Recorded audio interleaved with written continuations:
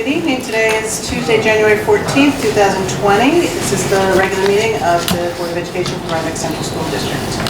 Can I have a motion to approve the minutes of the December 10th, 2019 regular meeting? So moved. Second. All those, any changes? All those in favor? Passes. Can I have a motion to approve the minutes of the December 23rd, 2019 emergency special meeting? So moved. Second. Any corrections or changes to those? All those in favor? I'm abstaining. One abstain. Yeah. For each. Can I have a motion to approve the minutes of the January 6, 2020 special meeting work session? So moved. Second. Any changes or corrections to that? All those in favor?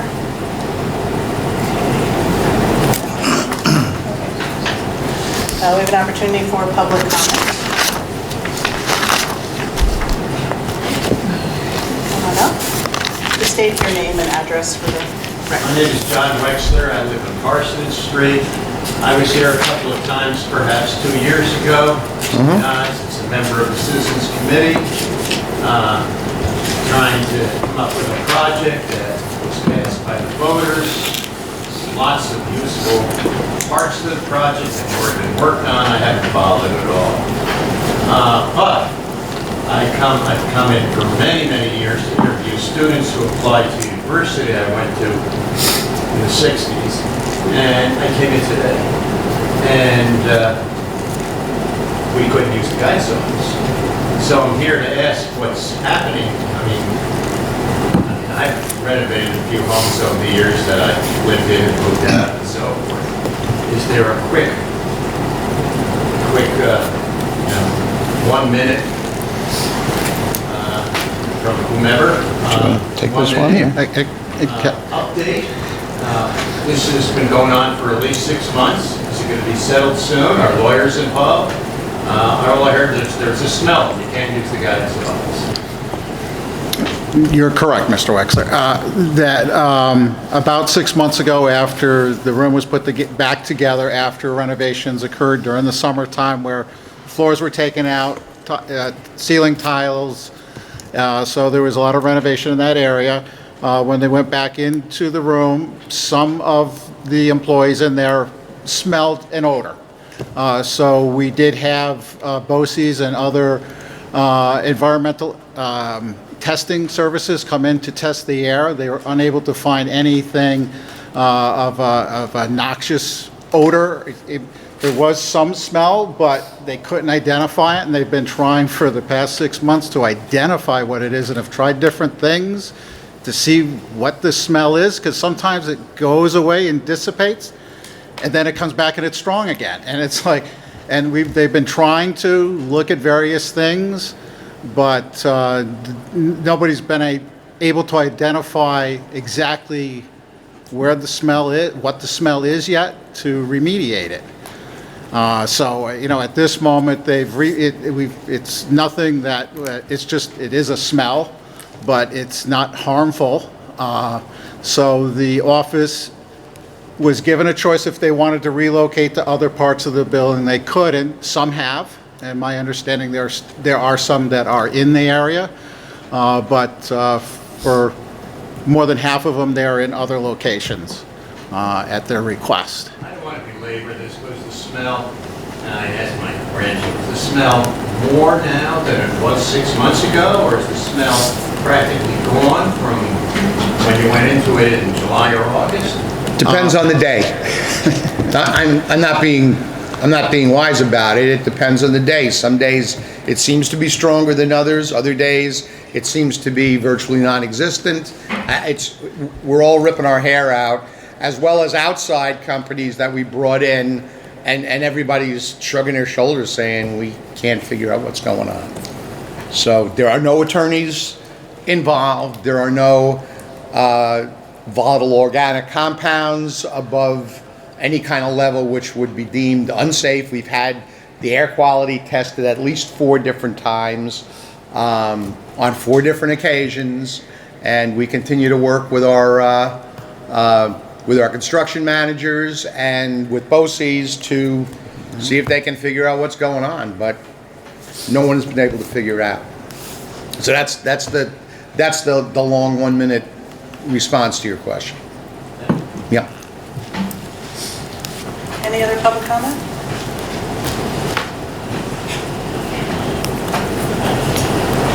Stacy Stoliker, Annie president. There are a couple of the board members I've never met. Nice to meet you, a couple of you. Good evening. I just wanted to say thank you for allowing us the time to talk to you about a few topics that Annie feels are important. The first one is, when reviewing the agenda for this evening, we were pleased to see that a recent meeting of the Communications Committee, there was dialogue regarding the possibility of adding some board coffee sessions and for discussion about what those themes would be for those sessions. Along with these sessions, we are hoping that the board will consider Annie's recommendation to open dialogue with any and all staff in the 3 bargaining units in goal-solving brainstorming sessions, which we had suggested at the CLS listening session last week.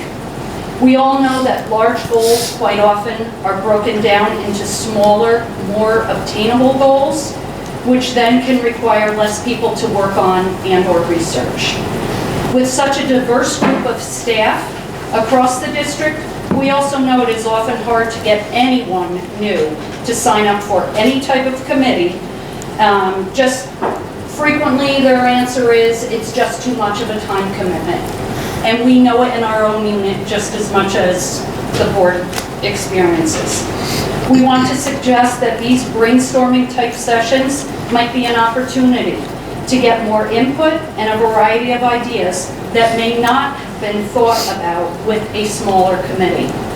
Our thought is that these could be similar to the listening sessions with a publicized small itinerary, giving staff the opportunity to speak with other coworkers and then bring these ideas to these sessions. With a very educated and experienced staff in all units, Annie is proud to boast that over 50% of our members have lived in the district for over 19 years, with just under 50% of our members owning a home and/or paying taxes in the district. Almost 50% of our members have either an associate's, a bachelor's, or a master's degree. We also volunteer, participate in, and support both RCSD functions and the Village of Rhinebeck community events. We feel that we would have a great deal to offer to this type of forum, as well as the superintendent search, which then brings me to my second topic. We understand that the board has reconsidered the opportunity to include other members of the community and staff in the final stages of the interviewing for the new superintendent. We would just like to urge the board to allow at least one participant from all 3 units to be a member on the interview committee. Thank you for your time.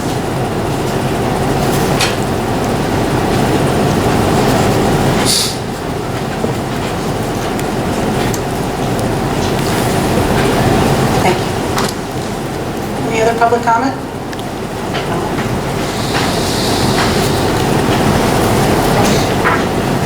Hi, thank you.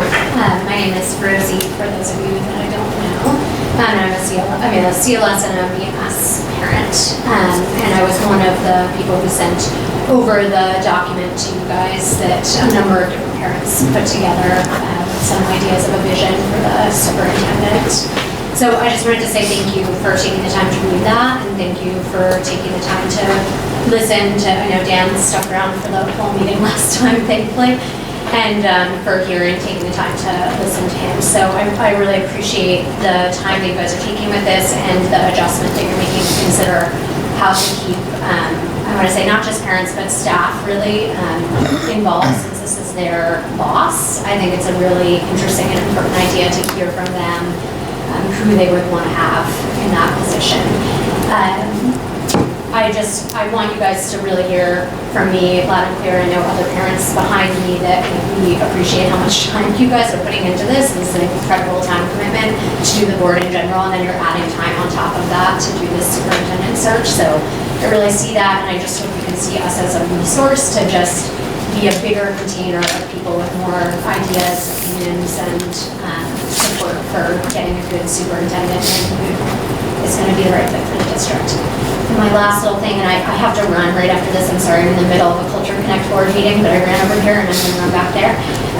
It's just, I personally, the quality of the survey that's sent out, I think the consultants put that together.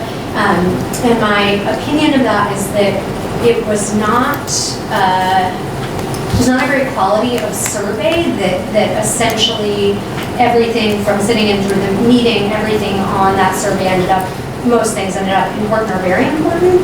And if it had been a first rank choice, then we might have actually gotten a better idea of what people valued most to least in terms of those attributes.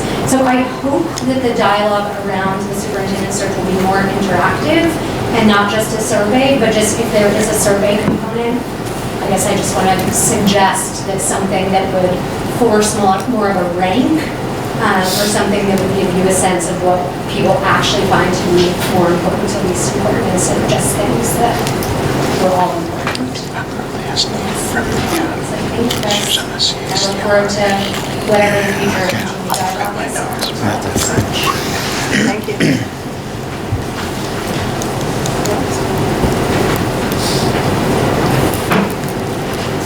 Hi, Dan Shapley, parent of a second grader at CLS, and spoke last time at the workshop. And I just want to again express appreciation for all you're doing, all the work, and particularly with the search. And to thank you for the effort to include parents in the process at the review of the finalists, as it was discussed at the workshop meeting. So I hope that's still the plan. Struggling to make sense of the agenda a little bit and to see where the superintendent work is on here.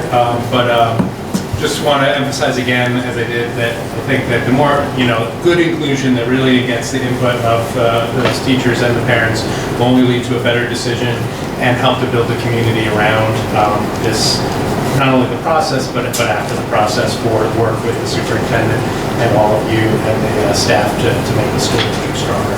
So I hope that happens, and that we get someone with the real vision that we're looking for. Thank you very much. Thank you. Anyone else? Public comment? Since I know some people will move out, I'll just give a quick update on the superintendent search. There isn't anything really new. We decided at the last work session that we were going to add an opportunity for input from the community, from the school community staff. That's going to look like a day in the district for the final candidates, whether it's 2 or 3 candidates at that point. They would each spend what's shaping up to look like a day each in the district, where they'll have the opportunity to meet with the stakeholder groups. So that would be ANI members, RTA members, community members, administrators, I know I'm missing a few, central office staff, students. So that's what what it's going to look like. The days of that are scheduled right now for the first 3 days in March, 2nd, 3rd, or 4th. And then there'll be a form or some type of feedback that anyone that attends will get the feedback that will come back to the board before the board makes a final decision. So that's what that's going to look like. The schedule we're still working on right now, but that's what we're looking to add there. So I hope that answered a few questions that people might have had. So we're trying to include as many people as possible and have it all done in one day, but that's what it looks like right now. If there's no other public comment, then we're going to move on to reports and discussions. And first we have Emma Davison here to give us an annual special services report. Don't take offense if they all have to leave. You're using the display screen? Great, I'll move.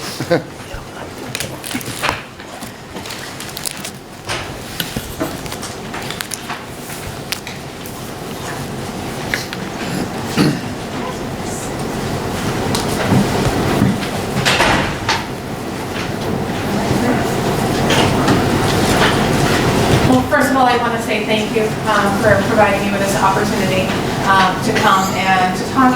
It's a nice opportunity for me to reflect mid-year on what has been happening over the course of the year and where I am taking the department in the coming months. So thank you very much. And of course, as I always say, please do jump in questions throughout the presentation. I know that there were some questions that were forwarded to me prior, so I will address those as well, but don't hesitate to reach out and just ask those questions as we move through the presentation. My name is Emily Davison, for those of you who don't know me. I'm the Director of Special Services, and this is my fourth year in Rhinebeck School District, so I'm pretty green when it comes to Rhinebeck. Today what we're going to be talking about is we're going to be looking at the services and programs that are overseen by the Office of Special Services. We're going to take a little bit of a dive into the legal and procedural frameworks around special education, as those are always at our forefront, and I think it would be helpful just to help clarify any questions that the board may have in that arena. I'm going to talk about trends in our student population and our delivery of service, and then our current initiatives in the Office of Special Services. Okay. So in terms of my office, it's myself and Stacy Stoliger is my assistant, and we support a number of different programs throughout the district and support a number of different student populations. The majority of our time is spent working with students with special needs through the Committee on Special Education, as well as the Committee of Preschool Special Education. We also work on developing the program to support students within the district who are identified.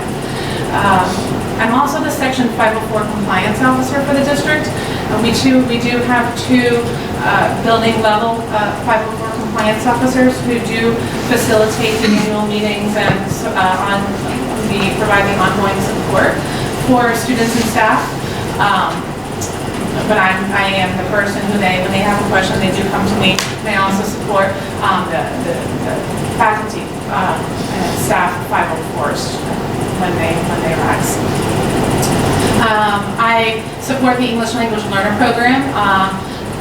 We provide a support called ENL, English as a New Language, and we are fortunate to have welcomed a new faculty member to that small department of two teachers, and I'll talk a little bit more about that student population.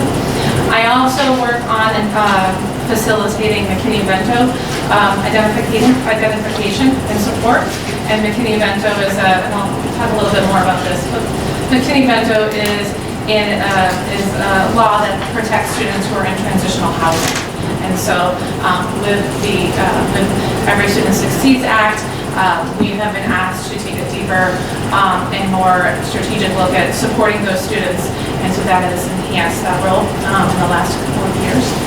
And we also are the foster care liaison in the district, and I have the opportunity to facilitate monthly PPS meetings, so I get to interact with our school guidance department, social workers, and psychologists in supporting the social and emotional needs of our students. Emily, sorry, is that just the special ed students for that last one, or is that the general population as well? No, it's all students, general population. So what that looked like last year was that last year we needed to revise our K through 12 school guidance document, and that's the document in which we use as our plan for supporting students' social, emotional, and career vocational needs throughout the district. And so I worked with Mr. Haywood, Mr. Palazzolo, Ms. Fountain, as well as the social workers and psychologists in that. That plan, if you remember, required that we now work and provide counseling support, school counselor support specifically, to our K through 5 population. And so we've been working on piloting that within Chancellor. So Ms. Fountain, Mr. Haywood, and Mr. Palazzolo throughout this year are going in and making about 2 to 3 points of contact with on each grade level, so that students get to know what the role of the school counselor is. And so that's one initiative that has taken place with my support, as well as, of course, the ongoing support of the building leaders and for all three buildings. So in terms of the Committee on Special Education, there are two major bodies of law that we look at and that govern us. One is the federal law, IDEA, which gives broad statements as to how we're going to protect students who are identified. And so within that, there are 6 significant categories of conversation that then states take and they proceduralize, and that's what the Part 200 regulations are. It's the New York State's laws in response to the federal regulations, the federal laws. So New York State takes it a step further in a lot of stipulating timelines and further details of the way in which we support students. But overall, across the United States of America, all of our students are entitled to a free and appropriate public education. And appropriate is dependent on what the student needs. So what is appropriate for one student is not always appropriate for another student. So appropriate is a variable term in that statement, but everything else, free public education, I think we all know that those are pretty firm constructs. Appropriate can be a gray area, but that's why we have the following bullet points. One, that all students who are suspected of having a disability are entitled to appropriate evaluations. Not every evaluation, but educationally appropriate evaluations. That happens upon initial identification, that has to happen upon declassification, and it has to happen by law every 3 years at a minimum. Above and beyond that, parents can request an evaluation at any point, and school staff or the committee can request an evaluation. The student may not be making the progress that we expect them to make, then we could always dive deeper and obtain some of the further evaluations if we think that's necessary. An individualized education plan, that's the IEP, that's the paper document that holds all of the information for that student. Individualized, it's about that single student. You might have heard the very common saying, if you've met one student with autism or one person with autism, you've met one person with autism. If you've seen one IEP, you've seen one IEP, and that's how it should be. They should be individualized. They have the student's strengths as well as the areas of need, all of their current evaluation information. Based on that information, they have goals established for the year that we are working to achieve, achievable goals that are specific to that child. And they have programs and accommodations to help to work the student work towards those goals and grade level standards. The goals are not the grade level standards. They may be a scaffold to those standards. They may be a prerequisite skill. They may be a foundational skill. They may be a study skill, maybe a social emotional component, a whole variety of different pieces. But those are the factors that the student needs to work on. Those are the areas the student needs to work on in order to access the grade level standards. And all of this within the least restrictive environment. We coin this as LRE in the biz. And what that means is that we need to give the opportunity for students to be in general education as much as possible to whatever extent is appropriate for them. So what is a least restrictive environment for one student will be very different for another student. It is based on the student's experience and their evaluations, their experience in school, and the way they interact within those different environments. But we're always striving for the least restrictive environment for students. And those are some numbers that the state does look at and measure district by district to see if districts are providing special education in the least restrictive environment. And several years ago, there was an analysis and they provided us with information about whether or not we were making making recommendations that were appropriate in that vein, just looking at trends. And by and large, we work as a district. Parent participation, meaningful parent participation. So that means informing parents of their rights, making sure parents are attending CSE meetings, making sure parents understand the process. We have, I would say, a parent participation of 95 to 99% for CSE meetings, which is fantastic. When parents aren't in attendance, they've given permission for the meeting to proceed, and there's been some reason why they're not able to attend. But by and large, we have parents attend every meeting. And then the procedural safeguards, those are the rights in paper form. We are required to provide those at least once a year to parents, all federally outlined in federal law. Then the state law, Part 200 regulations, further operationalizes a lot of those concepts and ideas, and they look at how are we going to deliver services. They look at what's called the continuum of service. They have this document of going from least restrictive environment to most restrictive environment, and it gives an outline for school districts to follow throughout the state. There are variations, but by and large, that's what we follow. Any questions about those pieces? One piece I didn't mention was the response to intervention piece. New York State does require that before we identify a student with a learning disability in the area of reading and writing between grades kindergarten and 4th grade, that we demonstrate as a school district and as a school that they have provided, students have been provided with prior instruction or specialized instruction in their areas of need. So that looks at Tier 1 instruction in the classroom, then if they're not making the gains, looking at Tier 2 instruction, small group, and even Tier 3 instruction. So moving down there's a RTI pyramid that some educators refer to. So moving through those tiers prior to referral.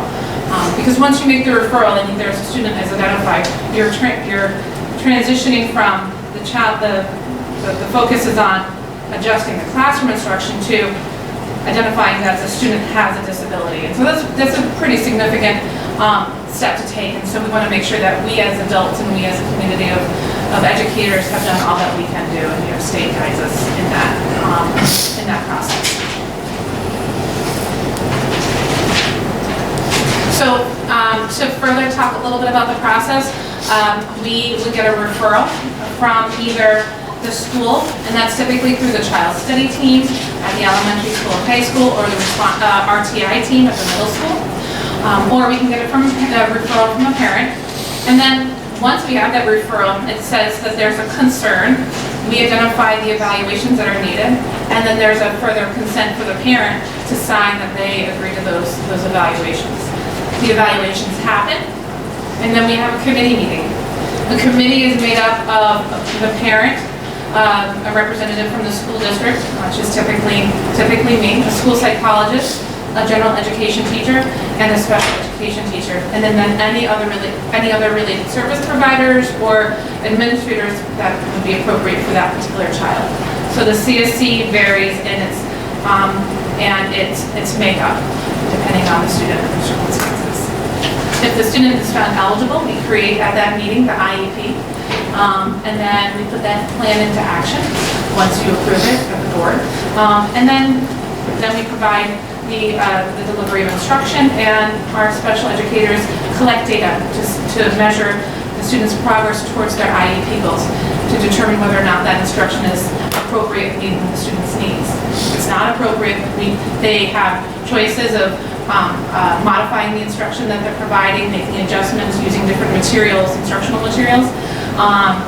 And if they use all of the tools in their educational toolbox, they can come back to the committee to look at what next, what's not working, what's working well, what adjustments can be made to the students' program. Once a year, we plan for the students' coming year, and so we do that.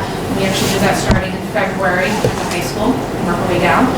And so that way, when we start on September 4th or 5th, we have an IEP in place, and we've had this summer to work with the school counselors to develop schedules, or to work with the administrators to develop schedules and to program appropriately for students. And then every 3 years, are reevaluating. Oh, I'm sorry. Now, how long is that usually take from when a referral comes to you to when, sure, you have these little lists of goes on? About 2 months. About 2 months. And every step of the way, there is a requirement in terms of timeline that we have to stay within. But I would say on average in the district, it takes about 2 months, sometimes less, depending on the greatest challenge could just be the workload of the school psychologist and the evaluations, because they're doing the initial evaluations, but also they have that list of re-evaluations that they're doing. And to what end? And I think that that's a really important conversation that me being K through 12, I have the benefit to bring to the CSE meetings. To what end? The services in order to provide our students with the skills to be independent, and all of those different pieces that make up what we want for students within our vision. Independent learners, self-directed, collaborative learners, complex thinkers, all of those things we want for our students. And that's the end point, whether it's a student in general education or in special education. Any other questions about the process?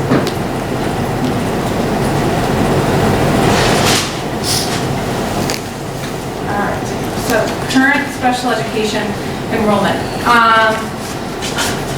I decided to use a graph form this year, just to change it up a little bit. What I will say, there's not a lot in terms of our numbers, in terms of changes. Last year we had 125 students identified. The year before we had 124. The year before that in December 2016-17 we had 124. So we're pretty consistent in terms of the number of students we have identified. Right now we have 126 students identified. This data was taken first week of December. It's actually 125 now because one student was classified. But generally we have about a 126. But our classification rate is increasing. When I first joined in 2016-17, it was a classification rate of 11.8, and now we're at 13%, just over 13%. So that reflects not a growing number of students with special needs, but it reflects the number that's not present on that slide, which is the total district enrollment. Yes? Do you know what the classification rate was a few years before? And you were here 4 years, going back a little further? It really, it was around 10%. And it grows steadily over the years. And it has grown. And it's grown while the overall enrollment has declined. So Yes. things are moving in two different directions. Absolutely. Do you have any sense, are our rates comparable in our region? Yes. In fact, when I first joined the district at 11.8, I was surprised with how low the rate was. 13.26. I don't want it to go much higher, but I'm not concerned. When I get to 15, that's when I would start to be concerned. That being said, when I look at the different factors that add to this classification rate and this total number of students, 126, I think of a few different things. I think of the number of students who we have identified since being in the district. So those are our initial referrals throughout the years. I think of our declassification rate. Our students developing those skills to become independent learners, as I said, that is our goal. Which is number 2. And the third one is the students who are moving in and out, and what does that look like?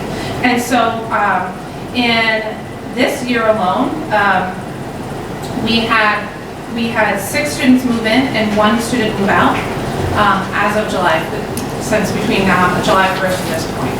So 6 students moved in with special education needs, no needs. 1 student moved out. And that's pretty consistent across the board. And 2 years ago, 9 students moved in and 4 students moved out. Last year wasn't as great of a number, but that continues to be the case. And the school year 2014-15, we had 13 students move in. So we have substantially more students moving in than are moving out with special needs. When you say move in, do you mean move into the classification or move into No, the district? move into the district already classified. So that leads me to kind of a couple of follow-up questions. That seems to go along with, just conversationally, informally, I hear, first of all, great things about our special ed programming, and that is a testament to work that you do, so thank you for that. But I also hear that people are moving here because of ours, and that may be wrong, but that's just sort of the buzz that people move here because of our special ed programming. And I wonder, does that jive? Do you hear that? Do you feel that? Does it play out in the data? And also, if so, what do we do differently than other districts that explain that? Right. Yes, I see that with the data. Yes, I meet with parents who say, who will call me and say, what do you do for special ed? You know, my kid has ADHD, what are you going to give me?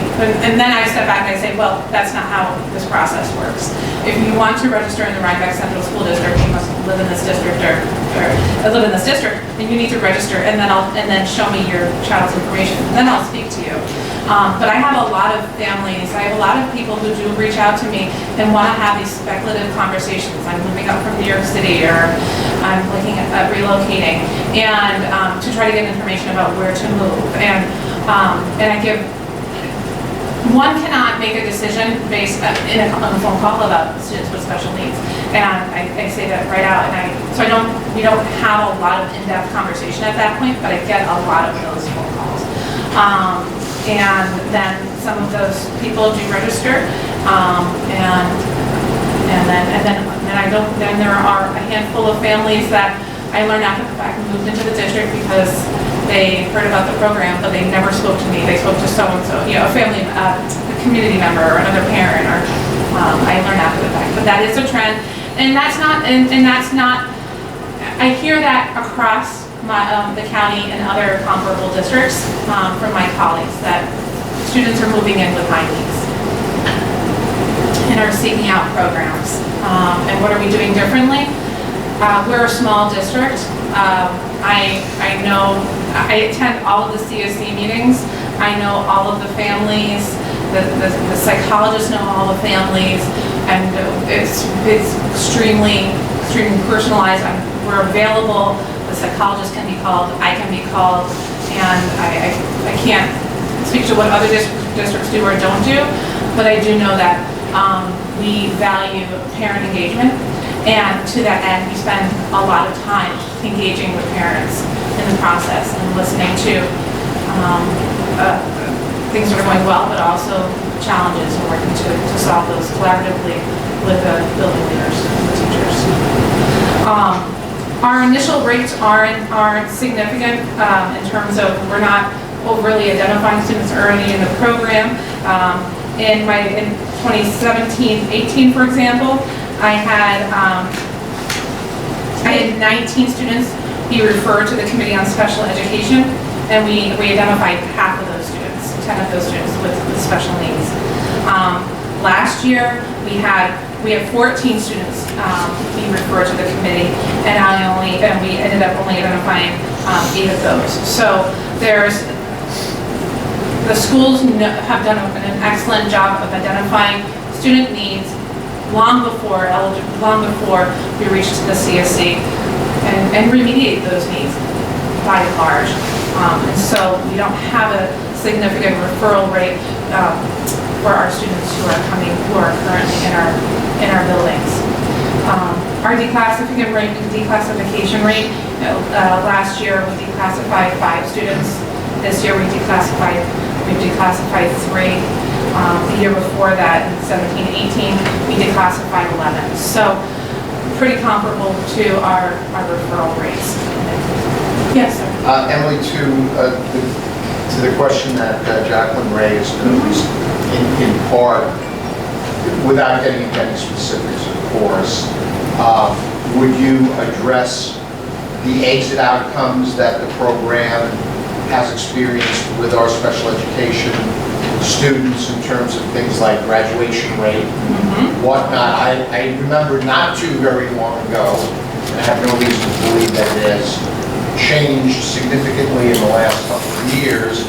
We were graduating a pretty significantly high number of special education students, which I know that classification spans a lot of different handicapping conditions, but we were having some phenomenal success with students classified as having special education needs, getting Regents diplomas. And from what I was hearing, that was like unprecedented for a school district our size, which, if that's accurate, and it's still accurate, may be one reason why parents with kids with those needs are the buzz out in the special education parent community in the area is saying, hey, your kid's gonna have a pretty darn good shot at graduating with a Regents diploma. Last year, our five graduates all graduated with a Regents diploma. And that doesn't count the ones who've been declassified. That doesn't count the declassified students. In 2018, 11 of our students graduated with diplomas, whether it was a Regents diploma or a local diploma. We had one student with a GED or HSC. And so, yes, and I think that has a lot to do with the fact that our programs in our district are, I'm not going to get back now. Our programs in our district are by and large within the general education classroom. Our students our integration rates are significant. I might say this every year I come, but to the board to present. But I'm always astounded with the students who, on paper, you would in any other district, and I had this conversation with a teacher in the elementary school, in any other district, maybe in a self-contained environment, but because of the depth to which our special educators and general educators go to support students in our classrooms, they're integrated. Is that across the board? No, it wouldn't be appropriate across the board, but by and large, we work extremely hard to provide those integrated opportunities. And so having the opportunity with your neurotypical peers to talk, to have hands-on learning and delving into some of that complex problem solving that you don't get in a typical self-contained classroom is beyond measurable, and not to mention the content knowledge that comes with having a content specialist lead that instruction for students. So I think that also has a lot to do with it, and that certainly, I think, speaks to the graduation rates. One other thing I would say about our current data in terms of our classification categories. Other health impairment has outpaced learning disability, which is a concern for me, more so than the numbers or the classification rate. And what that means is those are students who have a medical impairment or perceived medical impairment who, by and large, have average intellectual abilities, average academic abilities, but something medical is preventing them from accessing their education. Decreased vitality and alertness is typically what we're looking at, and those are students who have, and not all of them, but have mental health needs or attentional needs, ADHD, also falls into that. And so what we're seeing is that students who may, for every other reason, be able to learn are not making that progress. And so we're seeing executive functioning needs be most prevalent with our other health impairment students. And so that has a lot to do with a lot of the conversations we have at EPS, which is about goal setting, perseverance, grit, those soft skills of study habits, of being able to advocate for yourself, to self-monitor. All of those skills are negatively impacted when you have a student who has ADHD and/or mental health condition like anxiety or depression. And so that's a concern that is a concern of mine.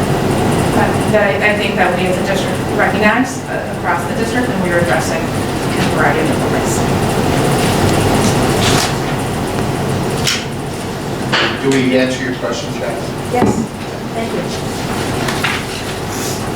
And a little bit more to the question that you posed, Jacqueline, via email, which was to do with trends across the county, across New York State. We're seeing an increase of needs for students, especially at the early elementary, and it's behavioral, it's emotional and behavioral. Duchess Bosse's is always looking to open more programs for K-1-2 students. I hear our neighboring districts say, what are we doing? Do you have a place for a K-1-2 student who has behavioral needs? I know our Bosse's to the north of us has opened programs for students with those needs and at that age level, at that age range.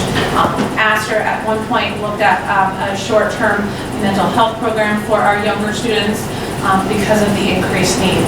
So across the board, we're seeing an increase of our youngest students coming in with significant behavioral and emotional needs. And so that is something that that has been happening for the last 6 years, and I think that it will continue to happen. I don't see an end to this. I don't see an end to it because for a number of different reasons. I know families are having a harder time accessing Medicaid-eligible community-based services. There's a strain on our community-based services, which in turn puts a strain on families and then eventually on schools. So we're in a bit of we're challenged right now. I think just following up on the email that I had sent, the question was really more pointed about, do we have students in the lower grades who we anticipate will need to go out of district? I mean, I know things change and, reevaluations happen, but looking ahead long-term, are there things we need to plan for financially, increasing costs that maybe we're able to provide for a district where it's less expensive at a younger grade? Is there a higher cost ahead for upper grades for these students? Is that something you can answer? I can answer that, and I will as we move into a couple more slides, and we'll come back to that. In our district, we have, I want to talk about what we have in district, and then I'll get to that question a little bit more. In our district, we have a range of services from the least restrictive environment, which is our related services, and our consultant teacher services, that's a special ed teacher pushing into the classroom to work with 1 or 2 students, to resource room, which is a group of 5 students being pulled out to work with a teacher, special ed teacher, to integrated co-teaching, which is 2 teachers, special ed and general ed, working in tandem to support an entire class. A portion of that, less than 50% or less would be students with special needs. And then special class programming. That's what we have in our district.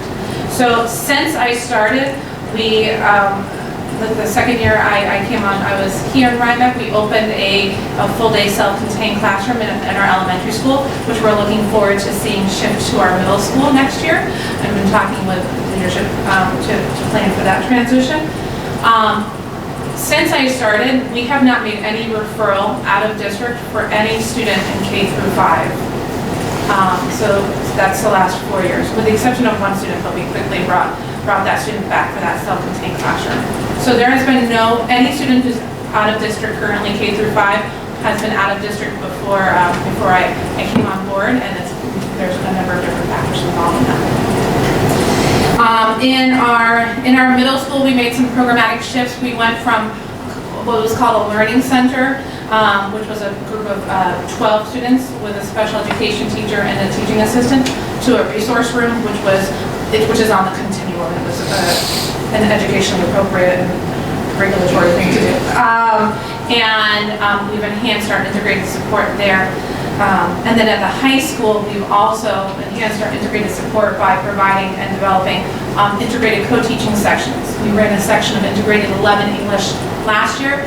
This year, two of our new special education teachers are working with general education teachers to provide integrated English 9 and an integrated Algebra 1A class. So again, integrating students to help them develop those skills in the classroom so that they can be more independent when they step out of those doors. Since I've been here, in terms of our out-of-district placements, those out-of-district placements have been at the secondary level, and they have been around mental health, and that's not predictable. A number of those students weren't even classified. They were general education students, and who had who developed mental health needs, where previously there were no red flags. So there is, when it comes to special education and supporting students with mental health needs, it's not that nice slope that we see with learning disability. You teach a skill, they use it, they practice it, they become independent with it, and they continue to grow. It's not like that. It's a tangled web, and we cannot predict those triggers as to what might negatively impact a student. And mental health needs are so individual. One might benefit from being with their neurotypical peers versus another who need that specialized environment where everyone is known to need that support.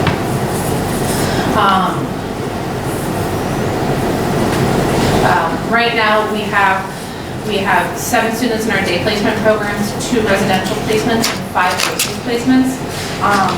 And I think that as we look at projecting what's to come, I think that as we continue to work on keeping students in the district, students with learning needs, with all needs, we have to look at building capacity within the district. So to answer that question, I think that we'll have to look at how we support right now our growing high need elementary school. And that will be a conversation that we'll need to continue to have.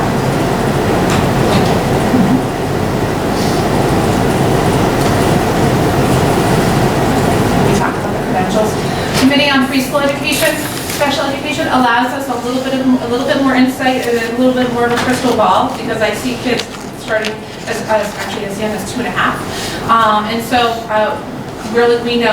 I know that we have 10 students coming into our kindergarten class next year who currently right now have received preschool special education services.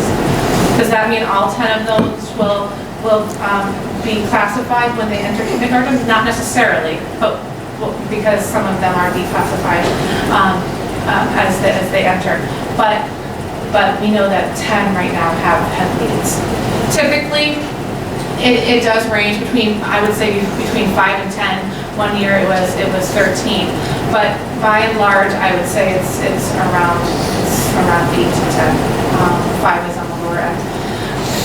And of those students, many of them are related service only, so they maybe just get speech or maybe they just get OT. I would say 2 to 3 of those students are full day programs, so they require specialized instruction. And CPSC is a partnership between the district and the county. So we manage all of the paperwork and identification and the IEP development, but the county is the one who approves the evaluators, pays for the evaluations, and approves the service providers and pays for the services. And do they pay for the services? County? Yes.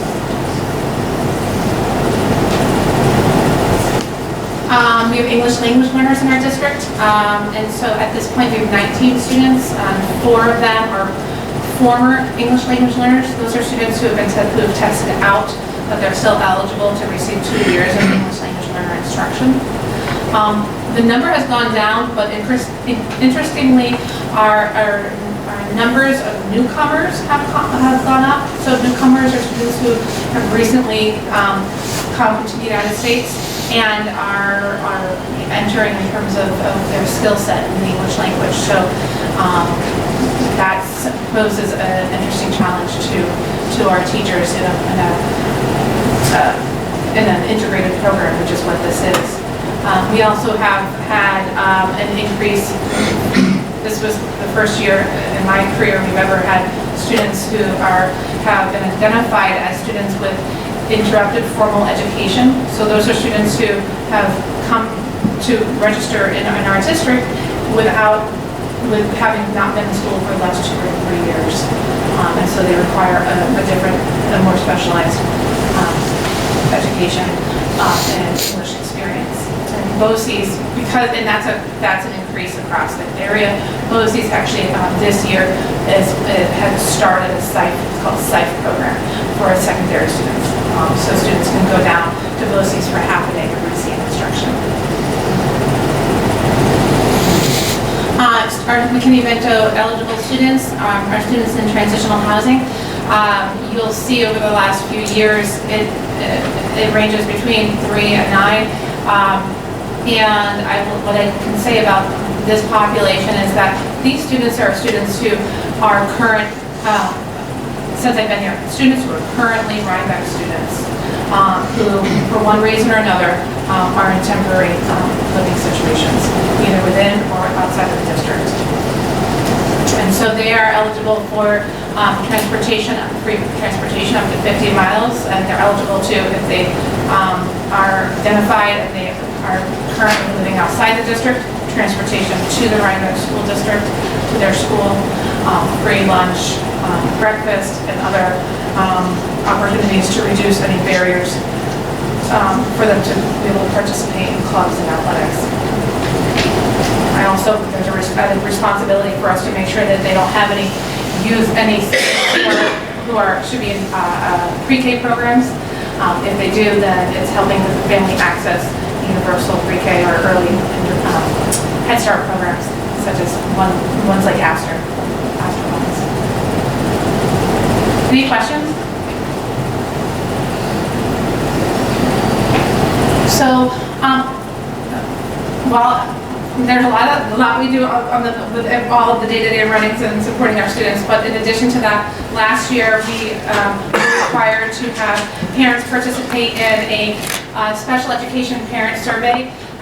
New York State provided us with the surveys, and they were mailed back to New York State, and we had to submit 59, which was great, so we didn't have to redo that indicator. And we're still awaiting the data on that, but I am looking forward to it because I find it useful to forward plan to further support families.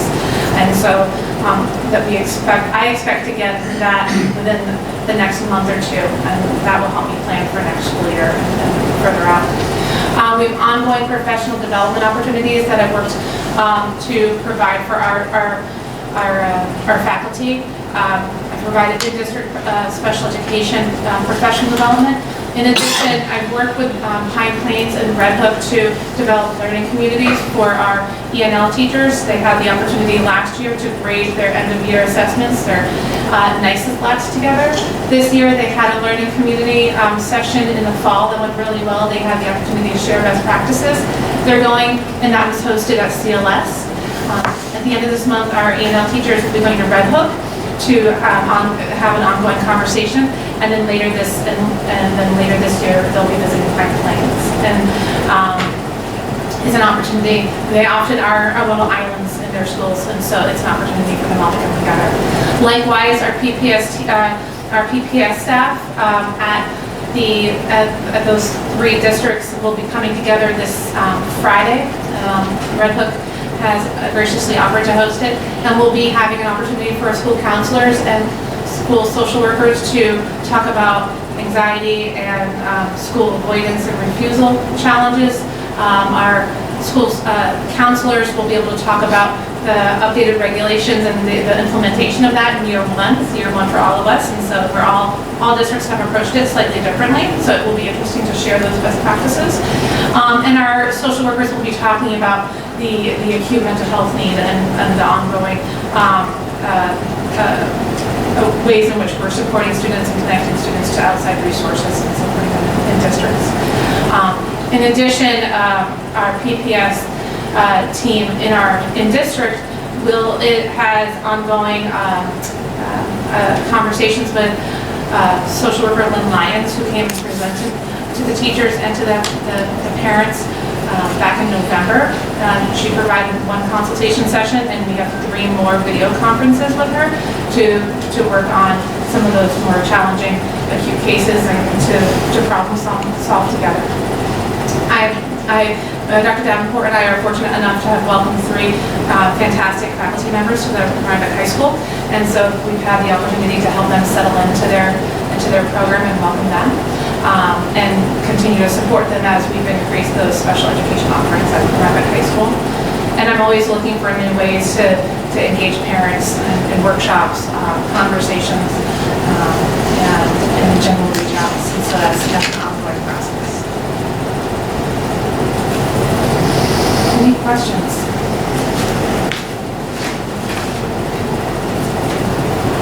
Any questions? No questions. So, and I'm sorry I didn't get it to you each time, so I want more time to think about it. It's fine.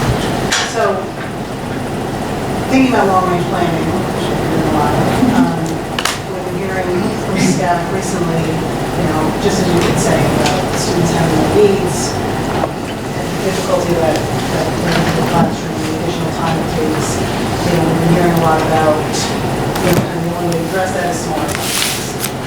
So I'm wondering your take, if that's not feasible to get them smaller than they are now, what do you see as additional things that can be done to help support that? Is it additional training for staff? Is it additional support staff? Short of classes of 14 or 18, I'm just wondering your take on anything else that we should be looking at or any other ways. I know there's a lot of things currently working with supporting those students. I think additional opportunities to have conversations about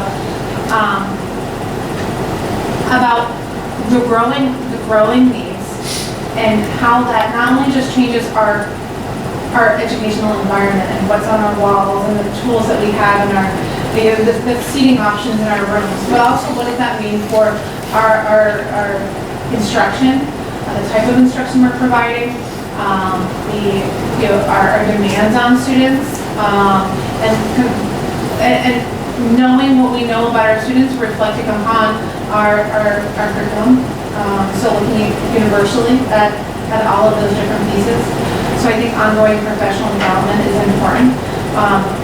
I think that one of the types of professional development that we've offered recently at CLS is somewhat of a coaching model, where Anderson Center, we've done this the last 2 years, didn't do it this year, Anderson Center for Autism sends in a consultant, meets with teachers, teaches a certain topic, and then they have an action item, you implement this, and then that provider comes into the classroom and sees it in action and gives it some tools, and I think that was highly regarded by staff as effective. So I think a different type of professional development might be something we should be looking at.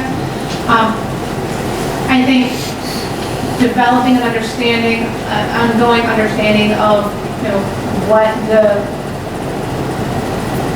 why of the behaviors or the needs, I think is important. I think we're recognizing that a lot of our students are coming with some trauma, and exploring issues around trauma and PTSD with students and how to then support them.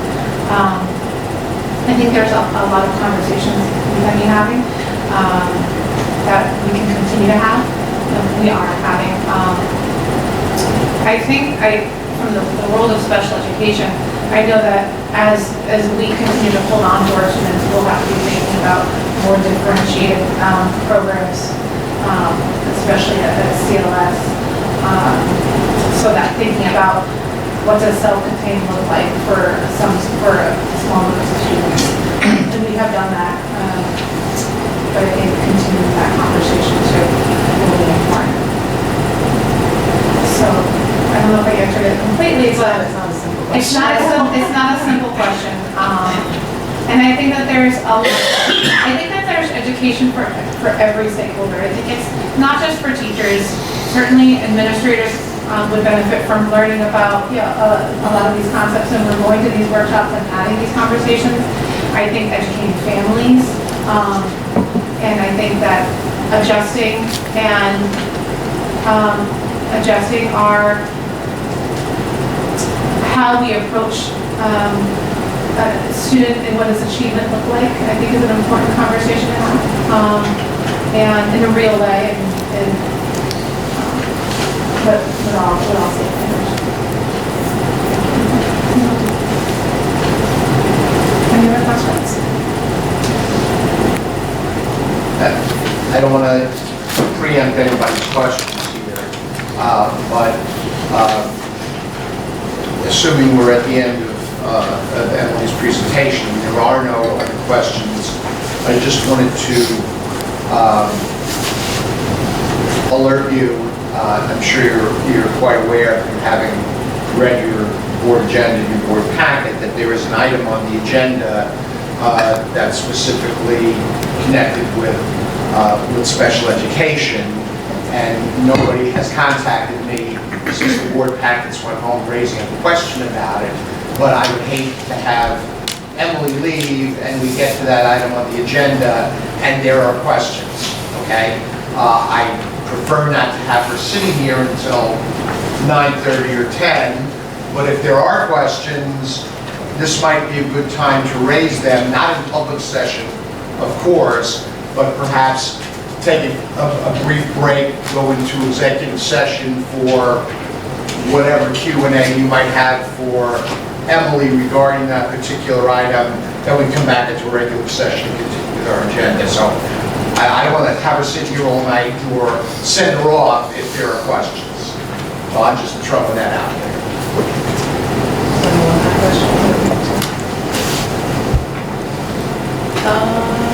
This is like the first one that I've seen, so I'm not even sure where to start with questions, but I wouldn't mind a deeper dive into it if we can talk about it. That's okay. I mean, I wouldn't anticipate we'd spend more than 10 minutes or so on this. I don't think this is going to be a 5-hour, I'm hoping that's not going to be a 5-hour conversation. But if that's what you need to, as a board, to take action on that, then that's certainly appropriate. And there is a level of time sensitivity to a decision on that, so it's not something, it's not a can we can keep down the road until January 28th. So if you want and somebody wants to make a motion to adjourn to executive session, we can do that.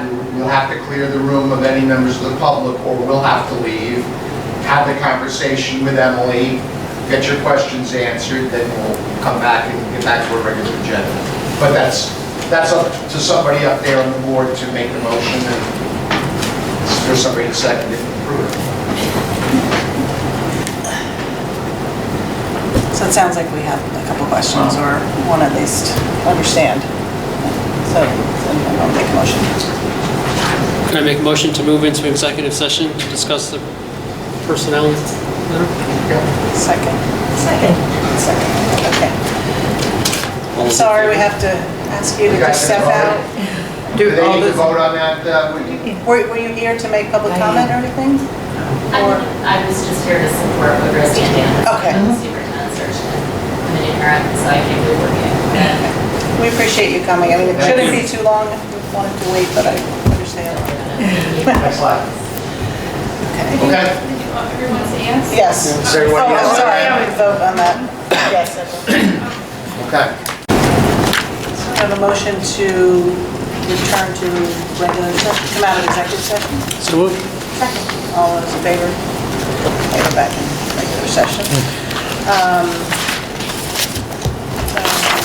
Okay, so we'll move on to mid-year review of our 2019-2020 board goals.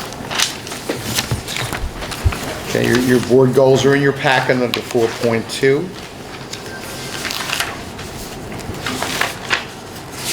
So for two newest board members, we typically take this time to look at our goals, see where we're doing, and discuss them a little bit. That's pretty much what we do each year.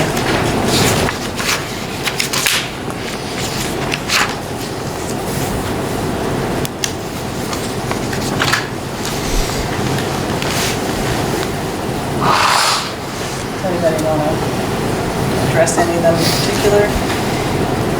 Open it up.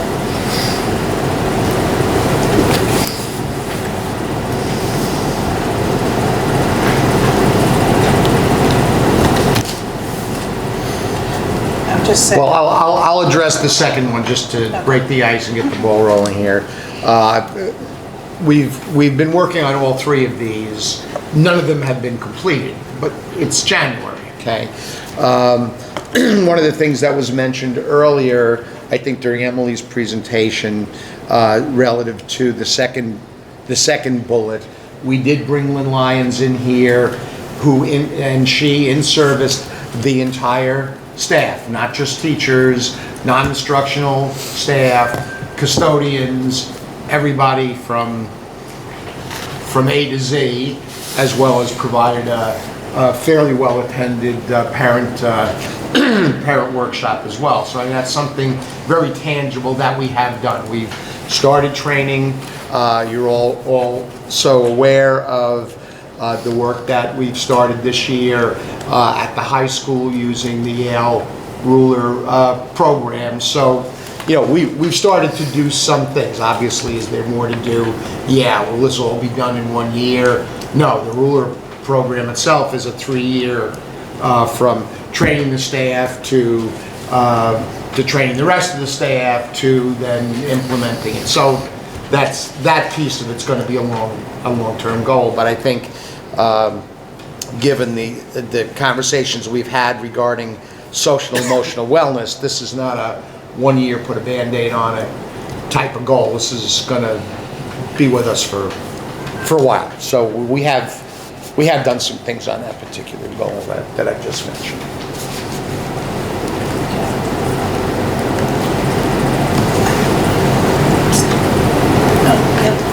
Joe, can you talk to the progress on the third goal?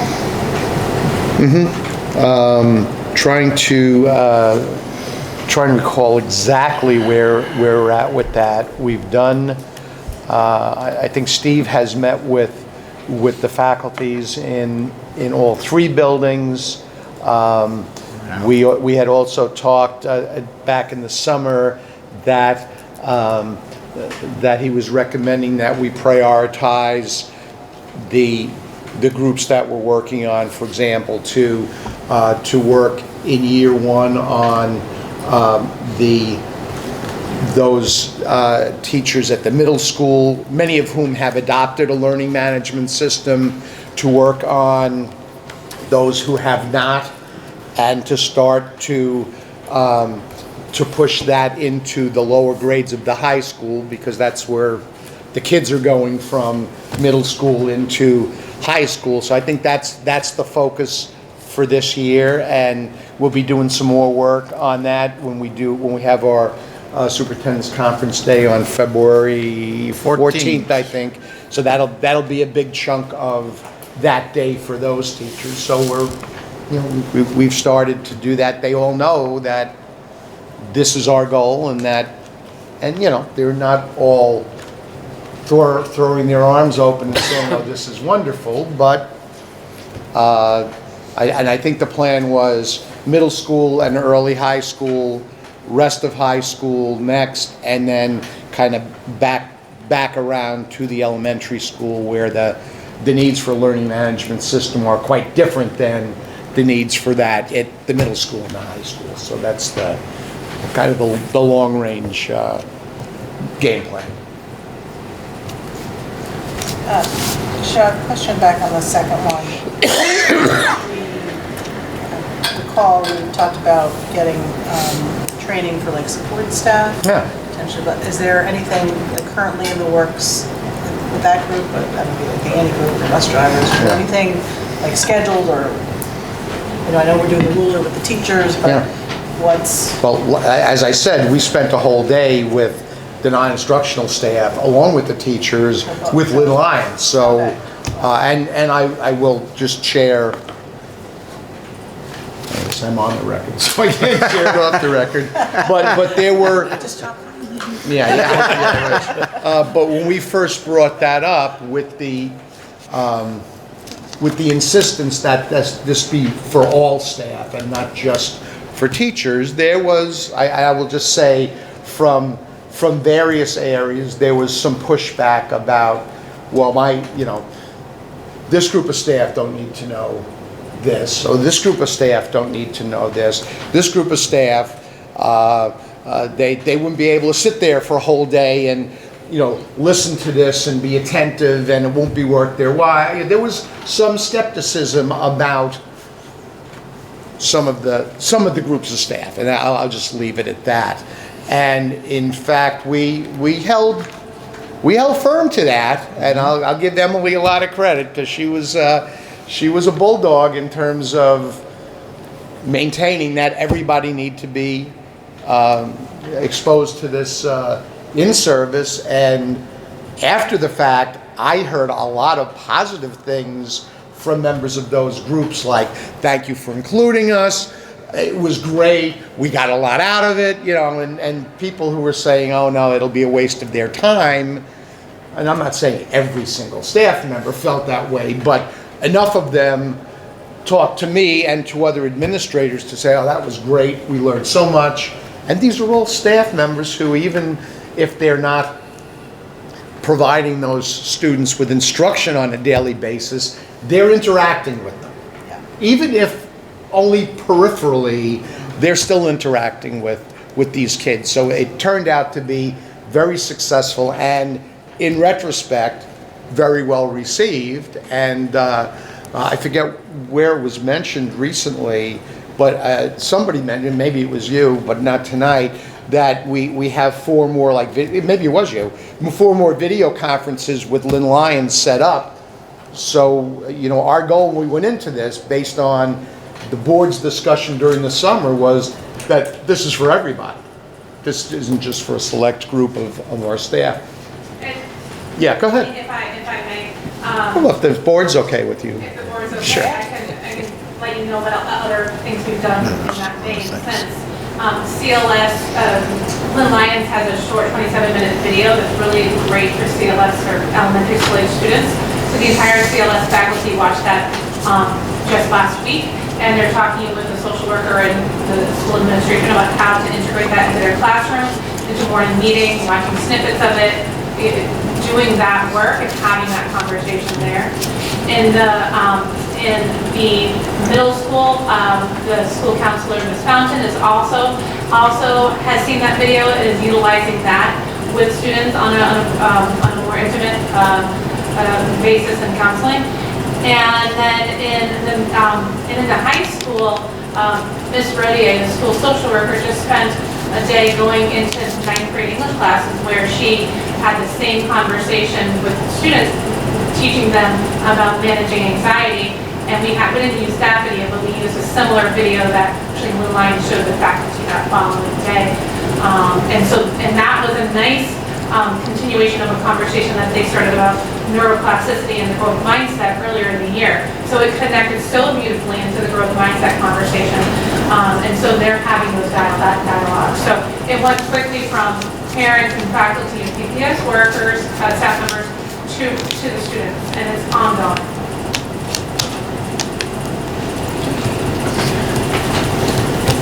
Is there any conversation about when the next survey would take place? Is that something that's being worked on? We had some discussions about that earlier in the year, and I think, if I'm not, correct me if I'm wrong, but I apologize, Emily, for putting you on the spot, but I'm pretty sure that Marvin talked with the folks at Columbia University who do the survey, and talked to them about whether they felt it was a good idea for us to resurvey, like for the second year in a row. Their recommendation was to wait a year till next year and maybe get on an every other year. Every 2 years. So we're not surveying this year, but we are planning to survey next year.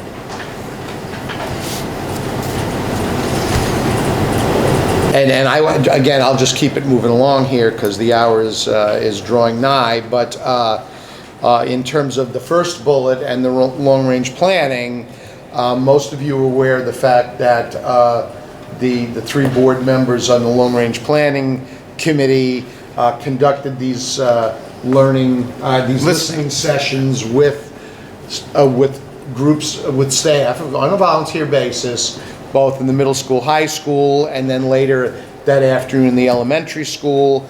I thought they were both better attended than I was anticipating. My yardstick was when we did the when we did the school time, we had like 5 people at the high school, middle school, and I counted 24 here of middle school, high school staff, and like 19 or 20 at the elementary school. So I thought they were as well attended as I was anticipating, and we're meeting on Tuesday to kind of debrief, we being the Long Range Planning Committee, to kind of debrief what we heard, and there's been some follow-up. I mean, you heard some of it tonight. There have been several emails that have been forwarded in response to, or people wanted to take the opportunity to kind of stretch out on their ideas beyond what they said in one of those listening sessions. So, I mean, that's ongoing, and that was, those who attended seemed to appreciate the opportunity to weigh in. So we'll see how that feedback shapes our thinking about long range plan. So. I wouldn't mind adding to that just that I think we've got a lot of feedback about academic opportunities for children. And we did not get a lot of feedback about the context of financial considerations. And I do hope all those people watching, I do hope that we can increase that side of the conversation with staff and faculty. On that note, I'm wondering if we had got an email. Wasn't aware that the teachers had put together a committee? Yes, I mentioned that at our last LRP meeting. I mean, really briefly, and they said Susan had asked me on their behalf to come and meet with the board's long-range planning committee. So at that point, we had not met for several weeks. It was over the Christmas break, and I said that I had brought it to the attention of the board long-range planning group, and it's up to us to extend the information, extend the invitation to them. So what does it look? So I'm still, I guess, not clear. So they have a committee of teachers that are meeting or going to plan to meet regularly that have asked to meet with our committee. Correct. That's correct. But they're meeting separately, working on this topic. That's correct. Is that That's right? correct. That's my understanding. Yes. Okay. Because when I heard something about it from a staff member that I was like, no, there's no, I don't know what you're talking about. And then... Well, that's an RTA committee. Right, well, yes. I heard, oh, you have an RTA member on your committee. I was like, no, well, that's there's been no change to the committee, as far as I know.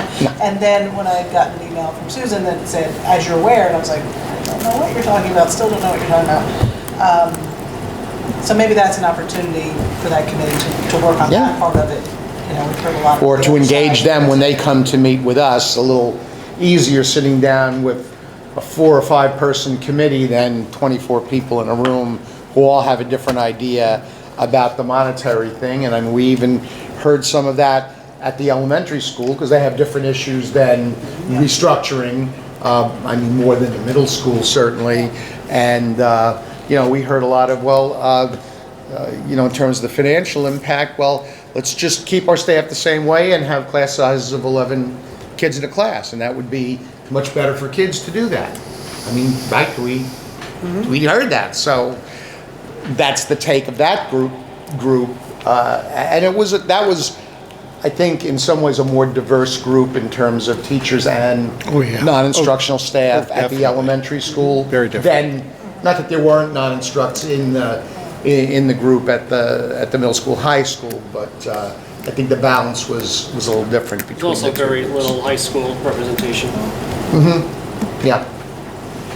Yeah, it's good point. I think as far as this goal, I think it's not out of the question that it could happen, but I would say maybe after the committee meets again, we might have a better sense of if we're on track for that. I mean, I'm like 50-50 at this point, my own take on it, as far as being able to meet that goal, but I don't know. We're certainly That's my sense, working but- towards it, but whether we're gonna need more time to pursue it further, and I think the listening sessions were instructive to me, just in terms of, all of a sudden now there's interest out there in being part of the conversation, which is good. I'm not saying that's a bad thing, but it may take more time to It might. really dig into it with some different Well, I folks in think our school community. That topic of restructuring, unlike other topics where we're able to like gather that feedback, this is maybe going to take a little bit longer. And we need that to decide to put a plan together. We would need to kind of wrap our heads around that topic first. So I think that's kind of the reason. And I think understandably, it's a more emotional topic, because we're potentially talking about people's jobs and the way they do what they do now versus how it might be under a different format. So that's where people start to get edgy about that, and it's understandable. But we have to deal with that one way or the other. You can't ignore that, so. Right. And I don't think you can go forward with a plan until you kind of resolve that question. So Yeah, I totally agree. Anybody else, any thoughts on any of these or questions or? Okay. Move on to board and committee reports. First of the long-range planning. Or just did that already. Yeah, Pretty much. yeah, pretty much we did, yeah. Okay, so Excuse me, we'll I just have move on to. policy. You want policy? No. Liz? Policy, yeah. I'm using that. all right. Let's see, we reviewed policy 5220, the student publication. If you all remember, the kids were brought it up in regards to censorship and what have you. The committee reviewed the edits, including Dr. Davenport's suggestions, and we'll have Sarah Wheeler and the editorial staff review before our next policy committee meeting. The intention is to have the first reading of the updated policy ready for our January 14th Board of Education meeting. Then we went on to review the NOT series of the school district. So 100, equal opportunity, no changes. 110, sexual harassment, Joe's going to make sure that there's no updates.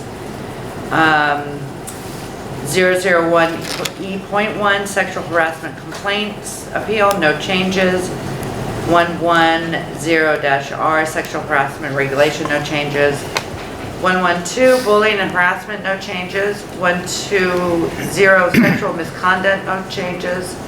150, HIV/AIDS policy, no changes. 210, desired learner outcomes. Joe is going to make sure that the wording aligns with our current board goals. 310, evaluation of school board operation procedures, no changes. 320, evaluation of superintendent, no changes. 330, evaluation of professional staff, no changes. 340, evaluation of support staff.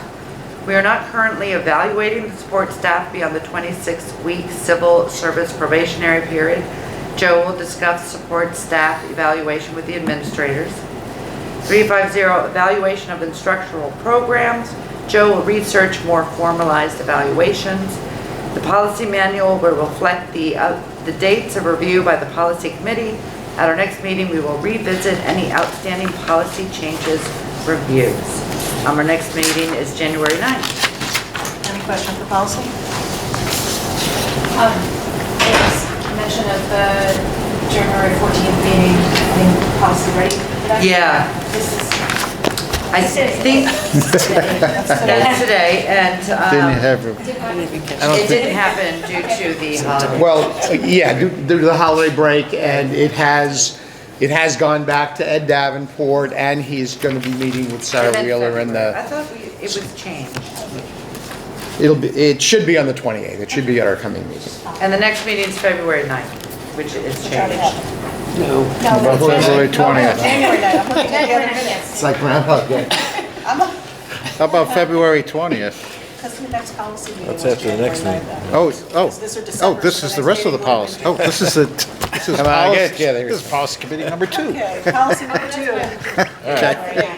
So the committee met again on January 9th. We discussed from the previous month, policy 0340, evaluation of support staff. As of that meeting, Joe has not had a chance to discuss that with the administrators due to the winter break. So at this meeting, we discussed policy 1050, annual district meeting election, no changes. 1100, public information program, no changes. 1120, school district records. There is a procedure in place to access school records, but since the policy also refers to regulation, we're going to check and see if there are corresponding regulations. 1130, news media relations, no changes. 1145, advertising materials and announcements, no changes. 1145R, which is the regulations for that policy, no changes. 1210, citizens advisory committees, no changes. 1222, relations with support organizations, no changes. 1230, public participation at board meetings. We discussed possibly revising the policy to reflect noting on the agenda whether or not there will be public comment. Even though we don't really anticipate changing our practice as we actually do it right now. Right now, you know, our regular meetings, we always have 2 opportunities for public comment. But since we're having other meetings recently, this kind of came up, so. Talking like special meetings, emergency special meetings, okay. not regular meetings. The way the Okay. policy reads, it says that we will always have, basically we'll always I have gotcha, comment, and okay. sometimes we don't, so. Work sessions and So- special For example, we had a meetings. work session last week where we weren't really anticipating taking public comment, Right, and it was not sometimes on we the don't. agenda. We just thought we would clean that policy up a little bit to reflect that. So Joe was gonna work on language for that. 1240, visitor to schools. We're gonna be altering the wording to reflect updated practice, considering that we have new procedure for entering the building during the school day. 1400, public concerns. We're gonna update the wording to regarding acknowledgement of the receipt of a concern, if someone should express one. Like coming to a board meeting and making a comment and getting a response, or claiming not to have received a response, that the policy would be clarified to indicate what the nature of the response to a complaint. It's talking about raising it at a public meeting. Excuse me. All right, next meeting is February 20th, and we'll continue our review of the policy. Questions for policy? Okay. Communication? Okay, communications. Let's see. So on December 12th, we all got together and we discussed the comprehensive communications plan, which is something that Steve had put together with some board members. I think it was When he first came here, like 4 or 5 years ago, 4 or 5 yeah. years ago. So we reviewed that, we updated the plan and discussed goals that have been achieved and strategies for goals that still need attention, including enhancing parent-student involvement by using either Canvas or school tool as a means of apprising parents of their children's academic process, developing staff orientation video that welcomes new employees, including key messages and can be used as a training tool, creating an advisory committee, students, staff, and parents to have regular meetings with the superintendent, developing and implementing communication strategies and keeping track of those goals, continuing to work on branding of the district and having all communications letterhead language consistent throughout the district, developing and reviewing protocols for media inquiries during any event, developing an emergency contact feature on the district homepage where we could bundle all emergency information. We then segued into communications during an emergency. And Steve has researched how the district can maintain internet connectivity during an emergency, and has purchased 20 Kajits, which is a MiFi device. The device allows access to the internet anywhere. So if there is a school evacuation, the district can get information online for the parents who are off-site. The device costs $8 a month. We have a 3-year contract. These devices will also be made available to eligible students who do not have access to the internet at home. We are working with the Thompson Trust program to assist with the monthly charge for those students. And Steve can easily monitor data usage and turn off the gadget if deemed appropriate. So if he can have them turn off at 9 o'clock at night or 10 o'clock at night for those kids. Any questions about that? So then we talked about school messenger and parental notifications. We discussed improving notifications from the district, including and in clarifying what happens when there is a school closing or delay. Joe pointed out that all of this information is sent home at the beginning of the school year. It can be found on the website, but parents are still struggling to find this information. We will post all closing delay information before the start of the winter storm season as a reminder. And another reminder for parents is customizing how they receive communications through text, call, both, and either from the district using school messenger, but it is in school tool that the parents set the primary number for the district to use. We then went on to continue editing the district brochure, and we met on January to be continued. Which is the next page. Questions for communication? I'm embarrassed. You were there. I know, but I don't remember. But did a reminder go out for parents about how they can customize? It did, right? Yeah. I feel like I it think did, it but I did. can't remember whether it was just that we discussed it Yeah. or whether it No, actually it did went go out. out. I'm not sure, we sent it out this year. I know Steve was working on it Yeah. because we gave him all the information to see whether or not he needed to update anything on it, and it was right before the break. Yeah. And Got an I'm email not, about to tell you the winter truth, weather. I am not That's sure. different, that's different than It's what this different what is. this is. Yeah. This is to introduce you again to school messenger, what its purpose Regardless of is, Yes. snow emergencies or No. anything. all different ways of communicating through school messenger. Follow up? Yeah. Yeah. Of course. Yep, Steve? yep, it was, yep. By we, I mean. Because there's snow on Saturday. So I On what day? But this isn't, Yeah. I mean, this School's isn't closed snowstorm already. specific Closed stuff. It's closed. Yeah. But it was Joe's away. certified I made that a parents decision get already. multiple We're closed Saturday. notifications. So customize your settings. Your settings, exactly.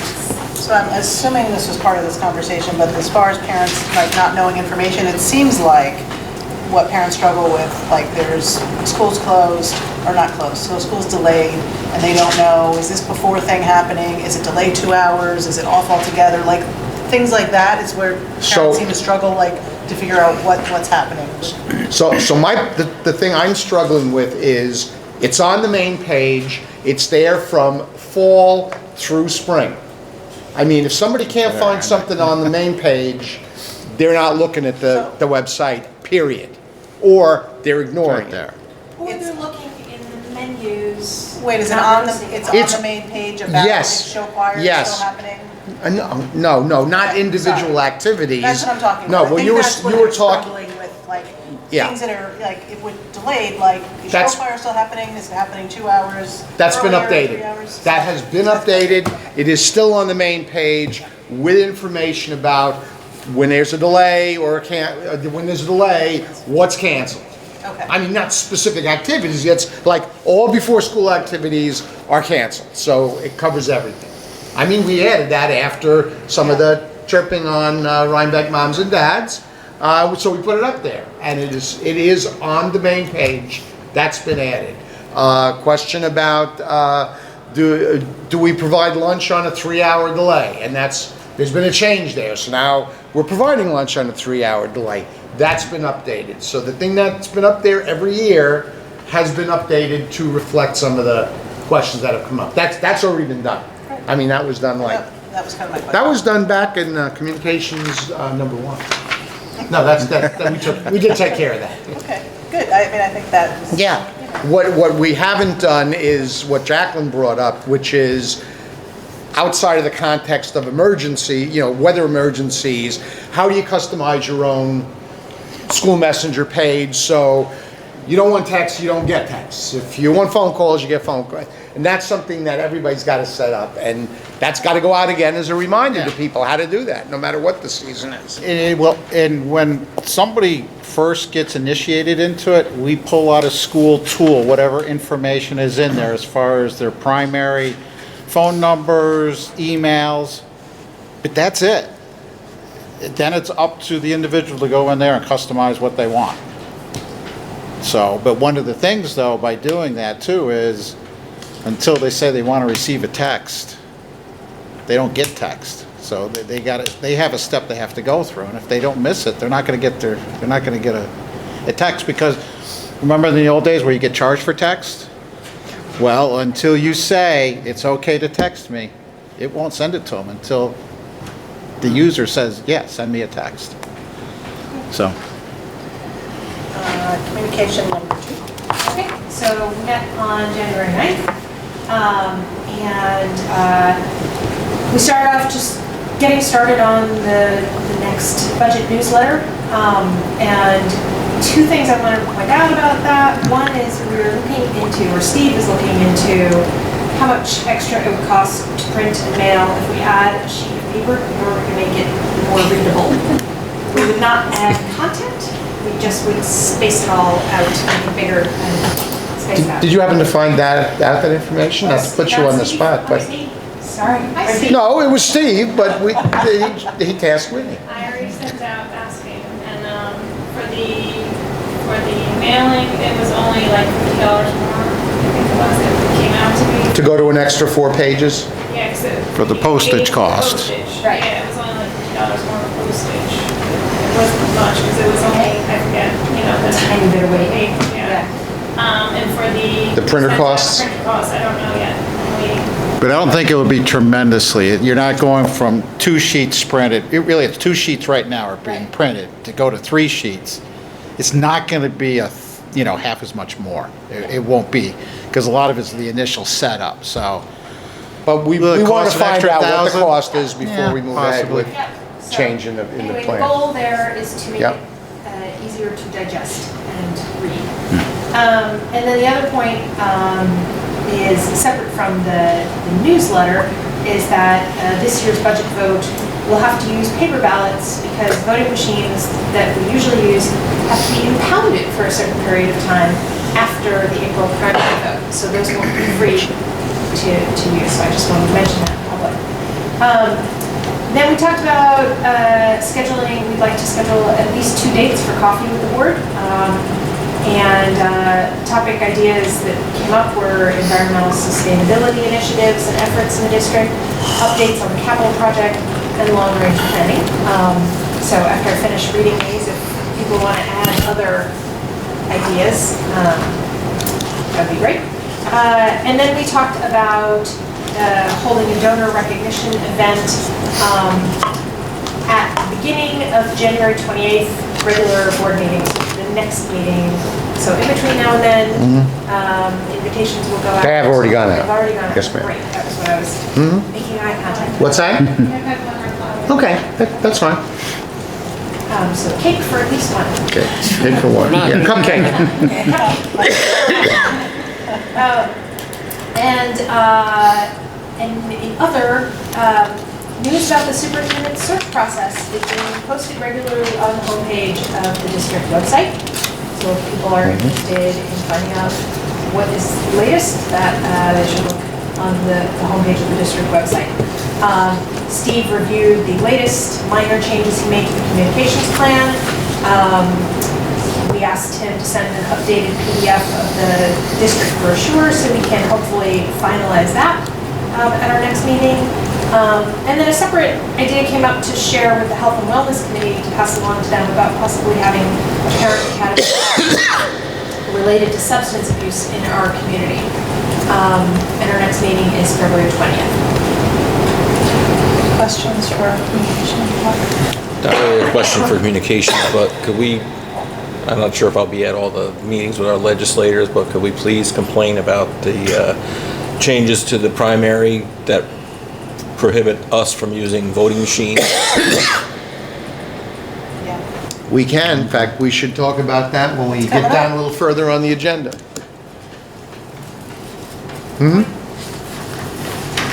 Any other questions for communication?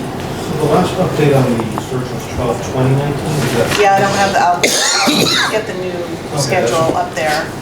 I just been out. Gotcha. What was that? I'm sorry, Matt. I just want to confirm the last update on the website is 12/2019. that you were- Yeah, the new schedule, when I have the new, I'll get the new schedule and then we'll get it up.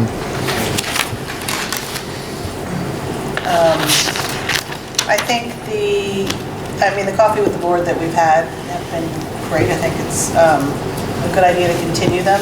I think whatever the theme is, we just have to think about what we're hoping to get from it, because if you have a theme like, I'll just take the environmental one, people may come with ideas expecting the board then to maybe do something, so we should, understand what topic, why we're having the topic, and, you don't want to have a topic like that and go, oh, but we're not really considering anything now, so I'm not saying we shouldn't have that topic, I'm just to think through what the theme's going to be, and, we've done it around budget a lot of times, because there's usually a lot of questions around that, any topic that we're talking about generally, but, that's come up, we got the letter from the students, so I wouldn't say that's a bad topic, and just some stuff out there. Just generally, you don't ask questions you don't want an answer to.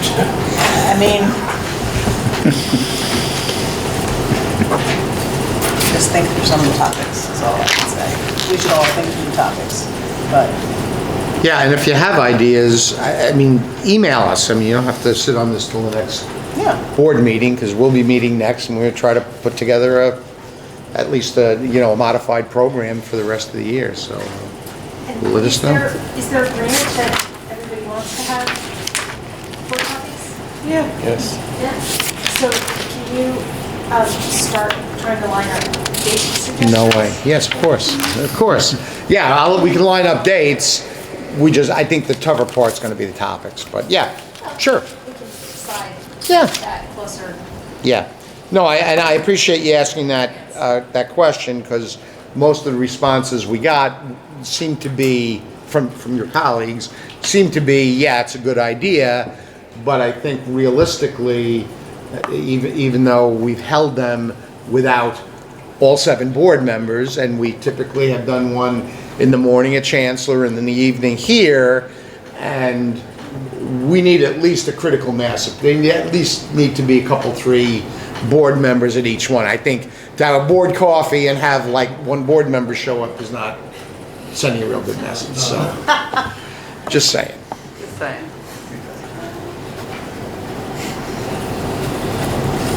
Okay. All right. Moving on to 2019-20 legislative priorities. Okay, so before we do a deep dive into that, just want to update the board. After the last board meeting, I had my trustee assistant call our local legislators to again set up meetings. The response was kind of interesting. At least I found it interesting. Our assembly person Barrett preferred to have a phone call with me regarding the board's legislative priorities. Don't shoot the messenger. I'm just reporting out. And that's not what I asked for. And actually set up a meeting, a phone call with me for, I think, earlier this week. Was it earlier this week or late last week? Yeah. Well, as it turned out, as you probably are all aware, the governor gave his State of the Union address a week and a half or so ago, but did not reveal his budget. And that's not supposed to be unveiled until towards the end of the month. So I had Whitney call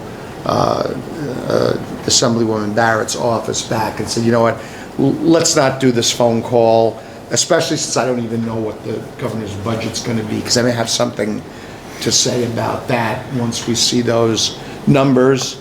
So and then he was agreeable. So that's on indefinite hold till at least the governor puts something out there that we can respond to.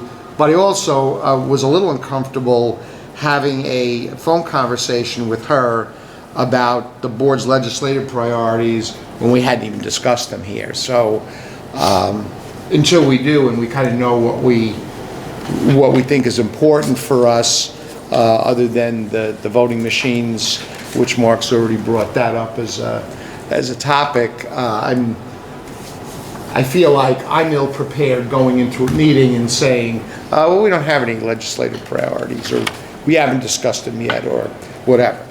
That having said, and where we at, I think Assemblywoman Cahill, they were like kind of holding off till She rescheduled. till information was out there. It's on the calendar for the 31st, but that's like tentative. Mm-hmm. Budget. Yeah, and how about Senator Serino? Nothing, no response back from them yet, okay. Yeah. Mm-hmm. And then we have to decide if we want Delgado as well. Yeah, that was the other thing that, I forget, I know I talked to Liz about it, or Liz responded to it. Well, the question came up, should we be trying to calendar a meeting with Assemblyman Delgado? I mean, I'm happy to meet with him, trying to think of the issues we can bring to his table that he could do anything about. I mean, most of what we talk about, they're local issues or state issues, but it's up to the board. But if we agree to do that, we ought to have an agenda for him that kind of makes sense. So, Does anybody know what committees he's on? so the Agriculture Committee, Agriculture. yeah, and we can find that out, but it's probably on his website. He said to do emails. Yes, because you have to go through a whole process to get in, so I got into the thing, and so now he's been telling me, Oh, you're on his email list now? Oh, yes. Lucky you. Yes, I am. So Well, I'm sure we can find out what his committees are. I know agriculture is one of them.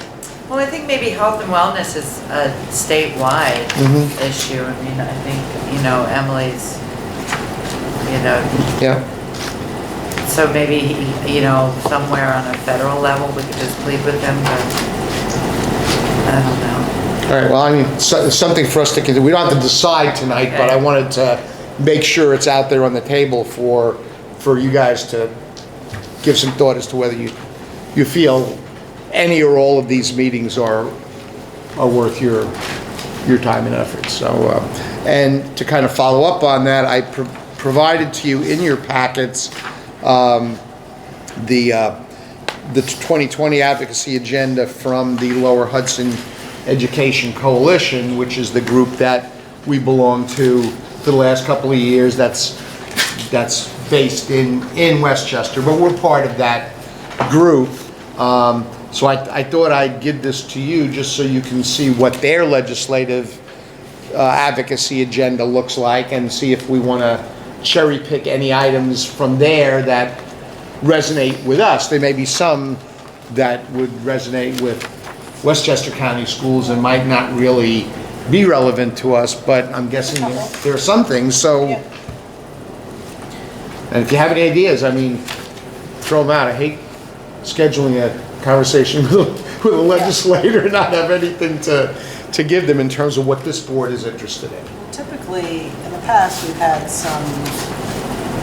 tried to give them some financial guidelines and ways they can help us. I don't know, is Finance Committee going to meet this month, or Yeah. already met? That No, maybe they're going to they meet can- You know, next week. we've been able to give them things that that's what they've been the most receptive to, like ways that can help. Yep, So it's a great idea. I would say, you know, they don't like to just hear us complain, they like it when we say, this, if you do it this way, it will help. Yeah. Yeah, they want specific ideas. Yeah, Specifically, how changes to the aid formulas would help us, right. Yeah. because the aid formulas Probably are the the same ones problem. we've given the last couple of years, because they haven't fixed them, but, you know. Well, sometimes I think we're sounding like a broken record when we go into these meetings, but I think to stop saying it is sending a wrong message, like all of a sudden we're okay with some of this nonsense that you guys are putting out there. Some things seem to sometimes get through. So. Can't hurt to, we talked a lot last couple of years about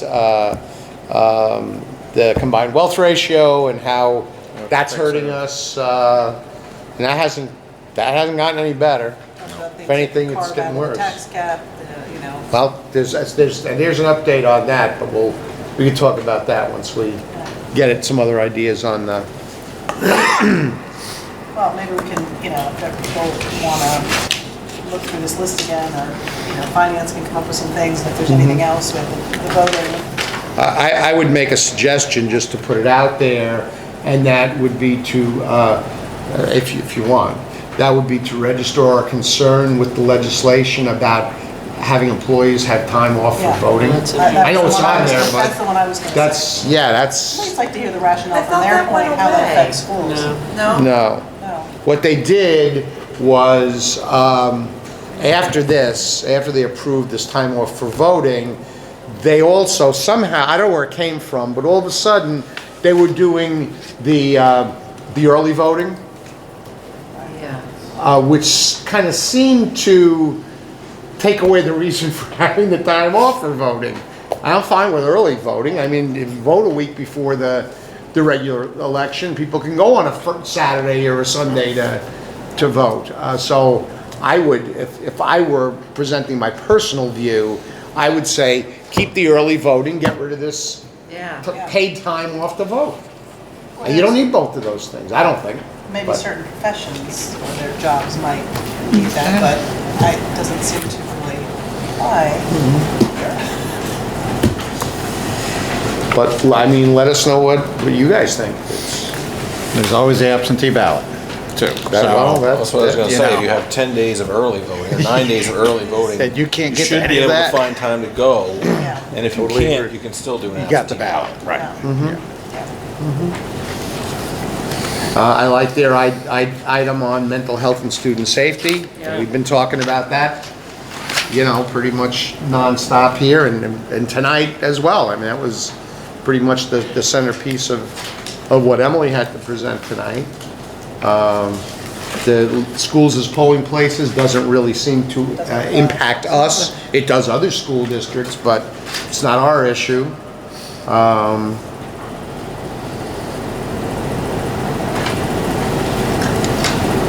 think also establishing limits on school district funding of parental legal fees. At the bottom of the first page. Yeah. The funding for special education services, that's the one is it the one you're talking about, Jacqueline? Yes. Yep.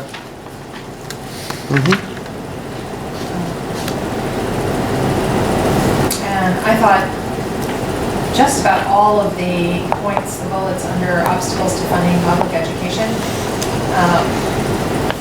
pretty much all of those seemed worthwhile to bring up. I don't know, what was, regional cost index. Us being grouped with Long Island, Long Westchester. New York City, to better reflect the true regional cost. I have no idea if it's realistic this far north. I mean, I could see it potentially having a stronger argument in Westchester. It would be probably helpful, yes?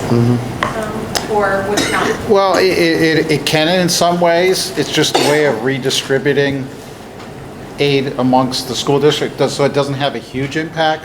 Because usually what they do is they have the different sections of, and they try to push money sometimes towards certain sections more than other sections. Sometimes being lumped with Long Island for state aid isn't a good idea. I like the idea of increasing the regional cost index, that's helpful. Yeah. But I'm not sure it's helpful to be tied to Long Island school districts for state aid, because usually they don't usually make out. New York City will make out, but usually not the island. And can you speak, Tom, to the first bullet under foundation aid? Right. And this is one where you don't know what's going to happen if they relook at these things. This might be one of those, be careful what you wish for. Yeah, exactly. Because one of the things, if you read a little bit, I forgot where, if you go to the second bullet, which really, that's the one that gets me, is that shifting enrollment. Is our enrollment going down quicker than everybody else? I think we probably have been going down a little bit quicker, not locally, but I mean amongst the entire state. So I think we would be trending down. So I don't know. It'd be nice to see if they would run the numbers to see whether or not we'd really be in favor of that type of doing that. Because when you look at, they do give us what we would under the current formula, we'd lose money, in a significant amount of money. But that's using old data too. And it used to be that among the advocacy agenda topics, there would be something about the old cause about foundation aid that was promised by former governor. Oh, the money that's owed, that has never been paid, It yeah. seems to have dropped off because I guess it's just like, that's just never happened, right? That's not gonna happen. I kind of get that It'd be impression. nice, but Yeah. it's, Yeah. No, it would. And they're not giving us what they owe us now, much less the last 10 years worth of aid. I just thought I'd check in on that. Yeah, I since think it you're, used to I be, think you're pretty right I think there. we're getting upwards of about $4.5 million that we are owed. Us, yeah, for the past years. Good luck. Yeah, I don't see it happening. those flying pigs out there. But I did see the pink elephants. Well, I mean, I think that's a reasonable number of items without, you can't go in there and overwhelm these people with 20 things either. Yeah. You got to go in there with 4 or 5 maybe and say, yeah, these are really the most important. But if anybody else has any ideas to add to this list, and then again, you don't have to do them tonight, but we should pull them together certainly by the next meeting. And by the next meeting, we should have an idea of what Governor Cuomo's proposed budget, which has been all gloom and doom up to this point, will foreshadow for us. So we should have a better idea. What's that? It's not going to be good. That's what, he's certainly greasing the wheels to make that point, so we'll see. Probably wants to give us less time to complain about it too. So. Well, it could very well be. That could be. Yeah. Okay. Yeah. Thank you. So moving on to good news. So I have some good news. Let's hear it. Well, it's kind of good news, bad news, or bad news, good No, news. it's good news, can only be good. No, sorry then. Do we need a bad news? I'll wait till later. I'll wait till 11 then. I'll wait till 11. Moaning and crying section. Oh, okay. Any other good news? I'm sure we're just missing something, but nothing. All right. Old business? Okay. Public comment? Okay. Other. Okay. So I got an email yesterday, some of you may have gotten this since, that this is not really the good news side of this. But apparently the percentage for the tax levy increase is 1.81%. That's lower than the 2% tax levy, the mythical 2% tax levy. So it's 1.81%. Now, we also know that that is not necessarily, once you run it through the sausage grinder, that's not necessarily what the number is that comes out at the end. And we know those of us who've been around this table for a while know what a convoluted formula it is, but it's lower than it was last year, and it's below 2%. So it is what it is. I got a phone call this morning about a half an hour after I got this email in my inbox from my new best friend from the Poughkeepsie Journal, Caitlin. Do you remember what her last name was? I don't remember what her last name was either. She's the new education reporter for the Poughkeepsie Journal. So she was looking for a soundbite or three regarding the levy number, yeah. So I talked to Tom before I talked to her, and just so you know, for us, if you just take that 1.81%, that would be about a $50,000 reduction to the school district. Again, assuming nothing else changed, which will never happen. But, so it's not a humongous drop, but $50,000 is $50,000. So, just so you know, there may be an article in tomorrow morning's newspaper, and I explained to her that it's very early in the process. We don't know what kind of state aid we're getting.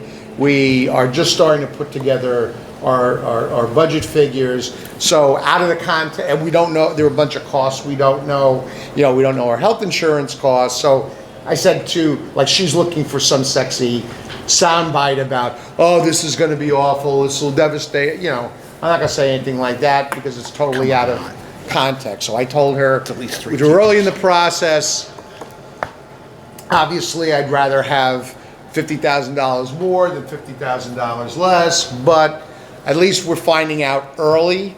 We're not finding out like 2 weeks before we have to adopt the budget that that's what the number is. So at least we have time to plan for it, and we'll do what we have to do to work towards bringing the budget in at or below the tax levy cap. So just so you know, and now God only knows what she'll print, but that's what I told her essentially.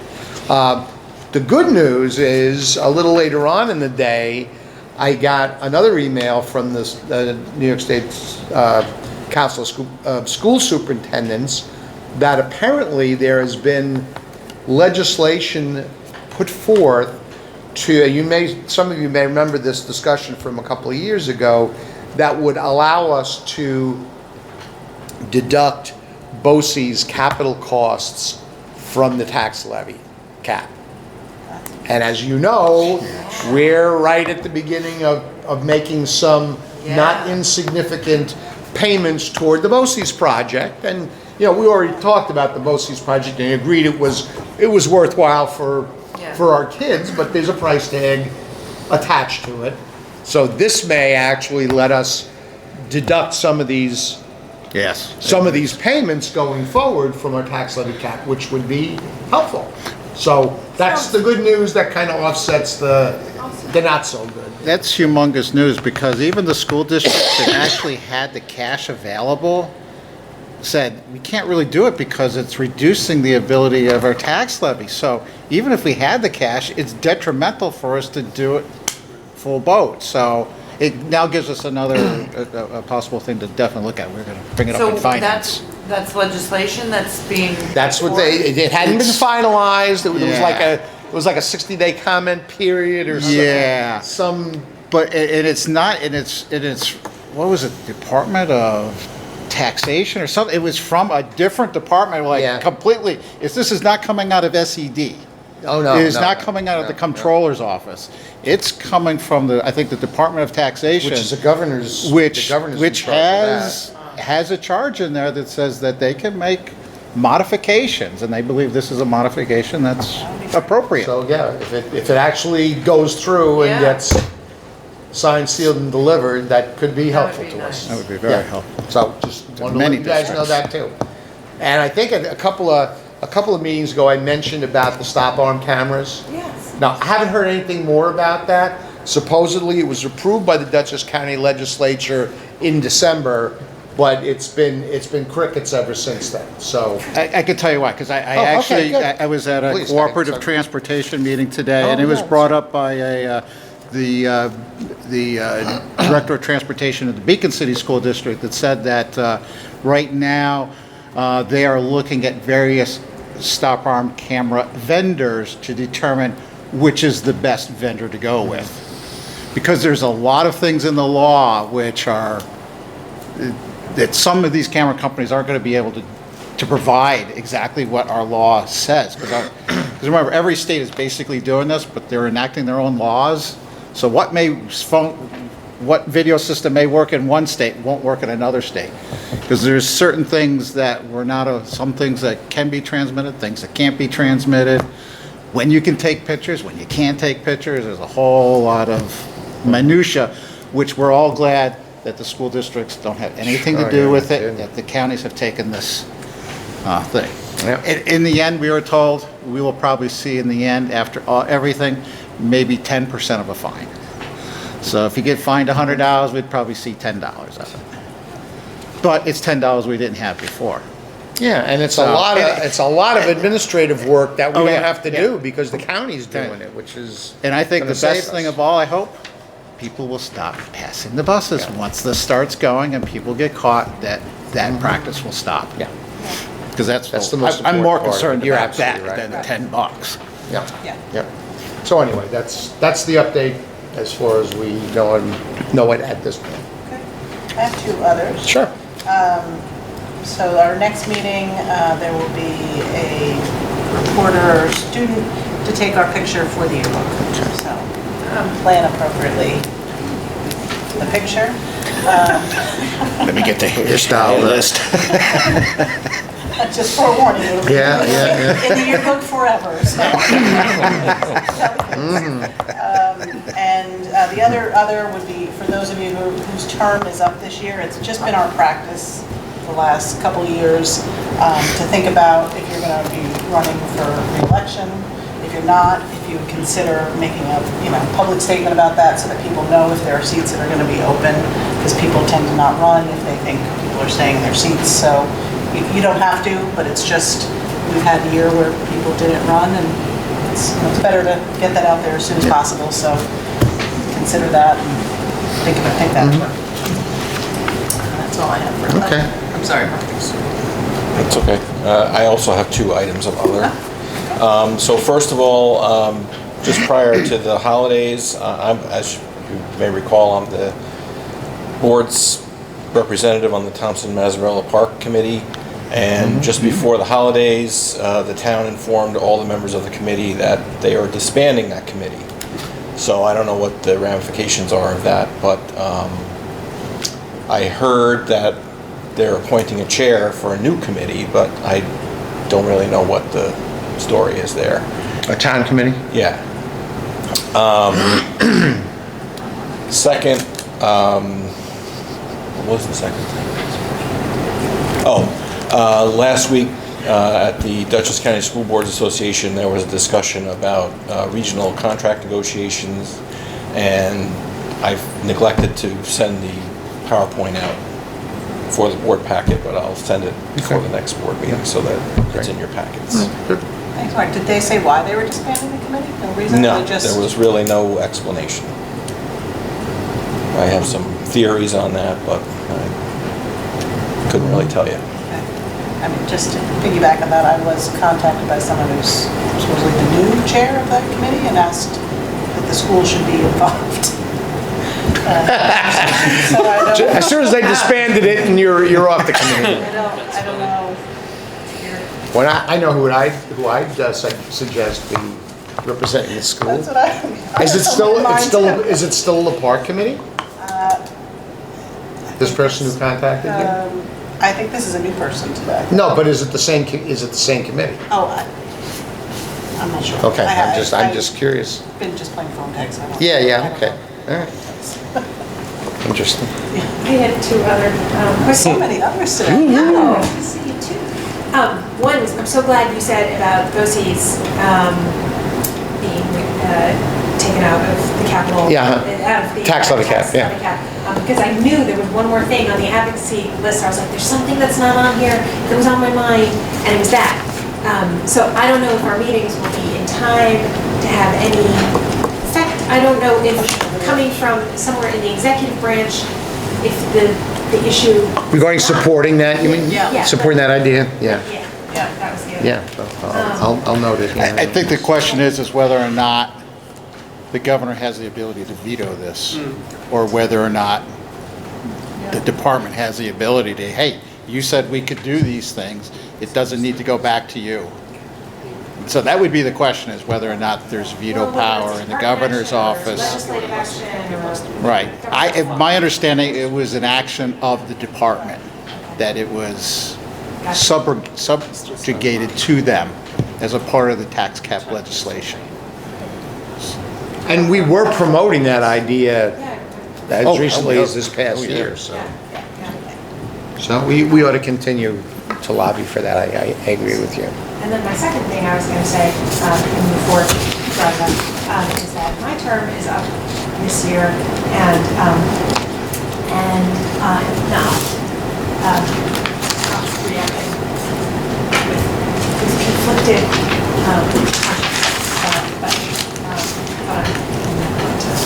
So you're not going to be running for your seat again, okay? I'm sad to hear that, but I appreciate you letting everyone know that. So I guess I've got another two. I'm not gonna be running again either.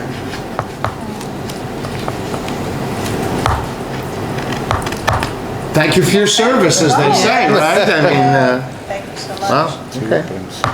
Scared everybody off with this year. So the takeaway from your announcements is that we need at least 2 education-minded people to run for your seats. And I have spoken with one person who expressed, I've spoken with a few people. Great. One person actually expressed openness. Well, great. And we only need 2. 2 good people will fill those terms. Hopefully people But- will consider it. Yeah, I hope so, because it's important work. Any other? Not I.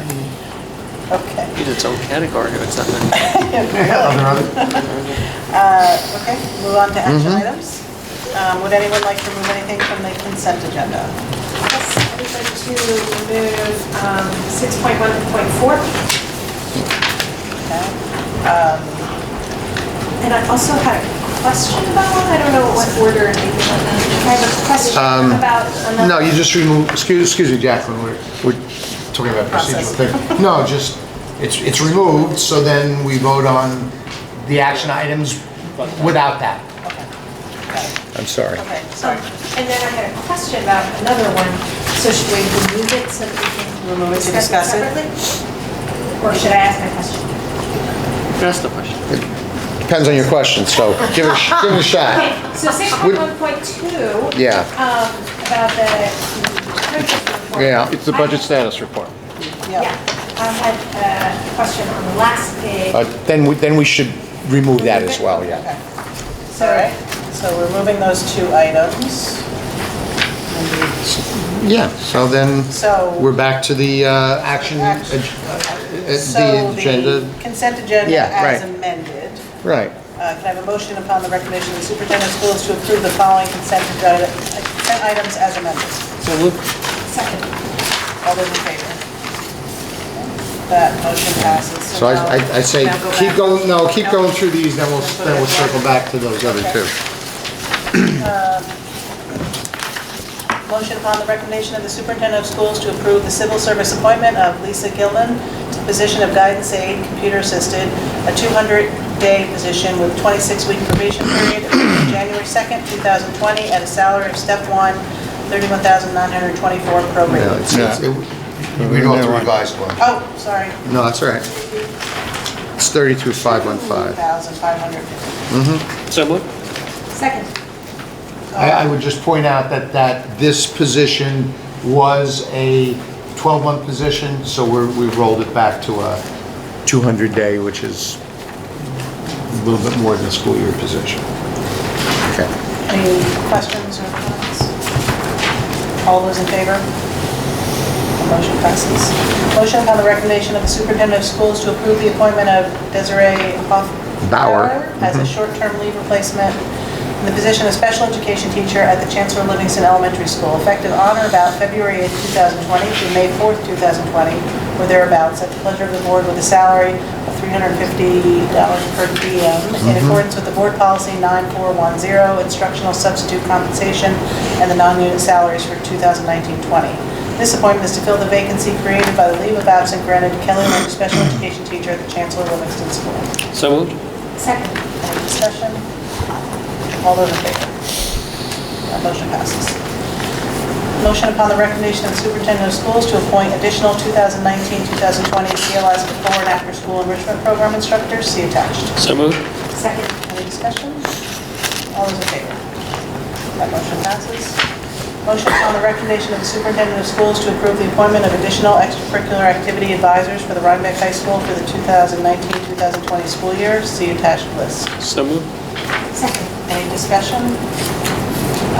I'd like to make a motion to table to discuss. This one? Yes. Okay. So moved. No, we'll second. Oh, second.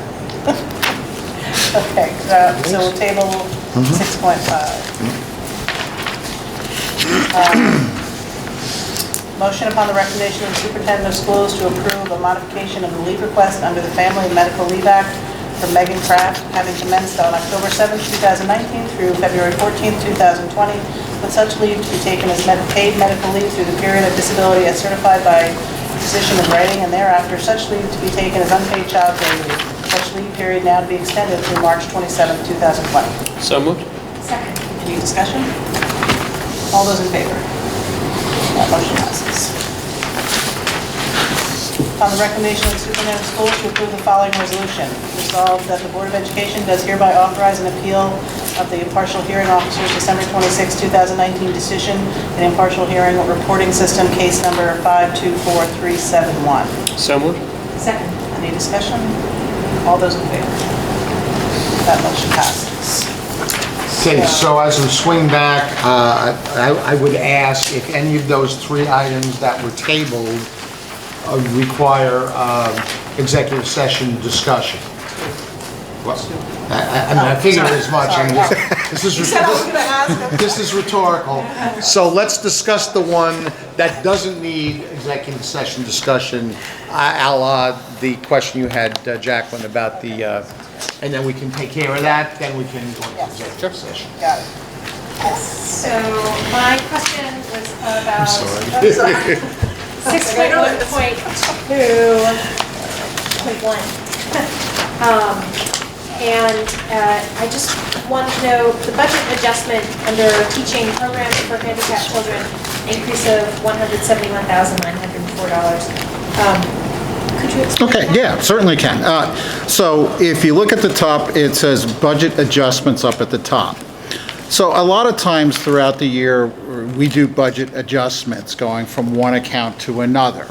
And in the end, they're zero. So if you took this, because whenever I take a budget out, I'm putting it to, so it nets itself out. So if you go all the way to the bottom account, you see $187,035. Okay, well, that's not a budget adjustment. There is one other type of budget adjustment, and that is carryovers from the previous year. So at the end of last year, we go through all our purchase orders to determine whether or not we still owe something on that bill or something. So as of June 30th, we figured we still had a lot of money we owed because we haven't paid June's bill yet. We haven't gotten actually the final bill for special education students yet. That usually comes about a year after the program is done. So since we were in a good position, we encumbered those monies to make sure it doesn't affect our current budget. So a lot of these things are purchase orders from the previous year that carried over to the new year and will be expensed this year.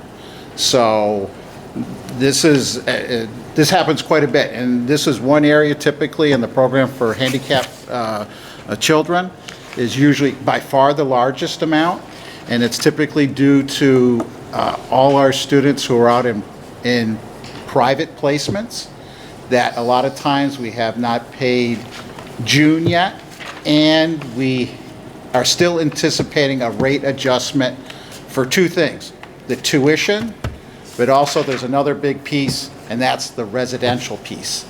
That the county a lot of times is a little bit behind getting us billed. They're usually about 2 to 3 months behind, but yet they've gotten a lot better recently. They actually are getting their bills in really quickly, but there were times when they would just bill me twice a year, way after the fact. So those are money set aside from the previous year's budget for paying last year's bills, but not billed to this year.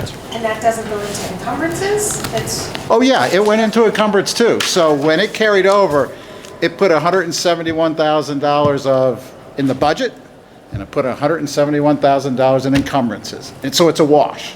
It doesn't affect the bottom line. The expense will this year when we close it to the fund balance, but we're a long way from that. But good question, good question. No, you can just use that number.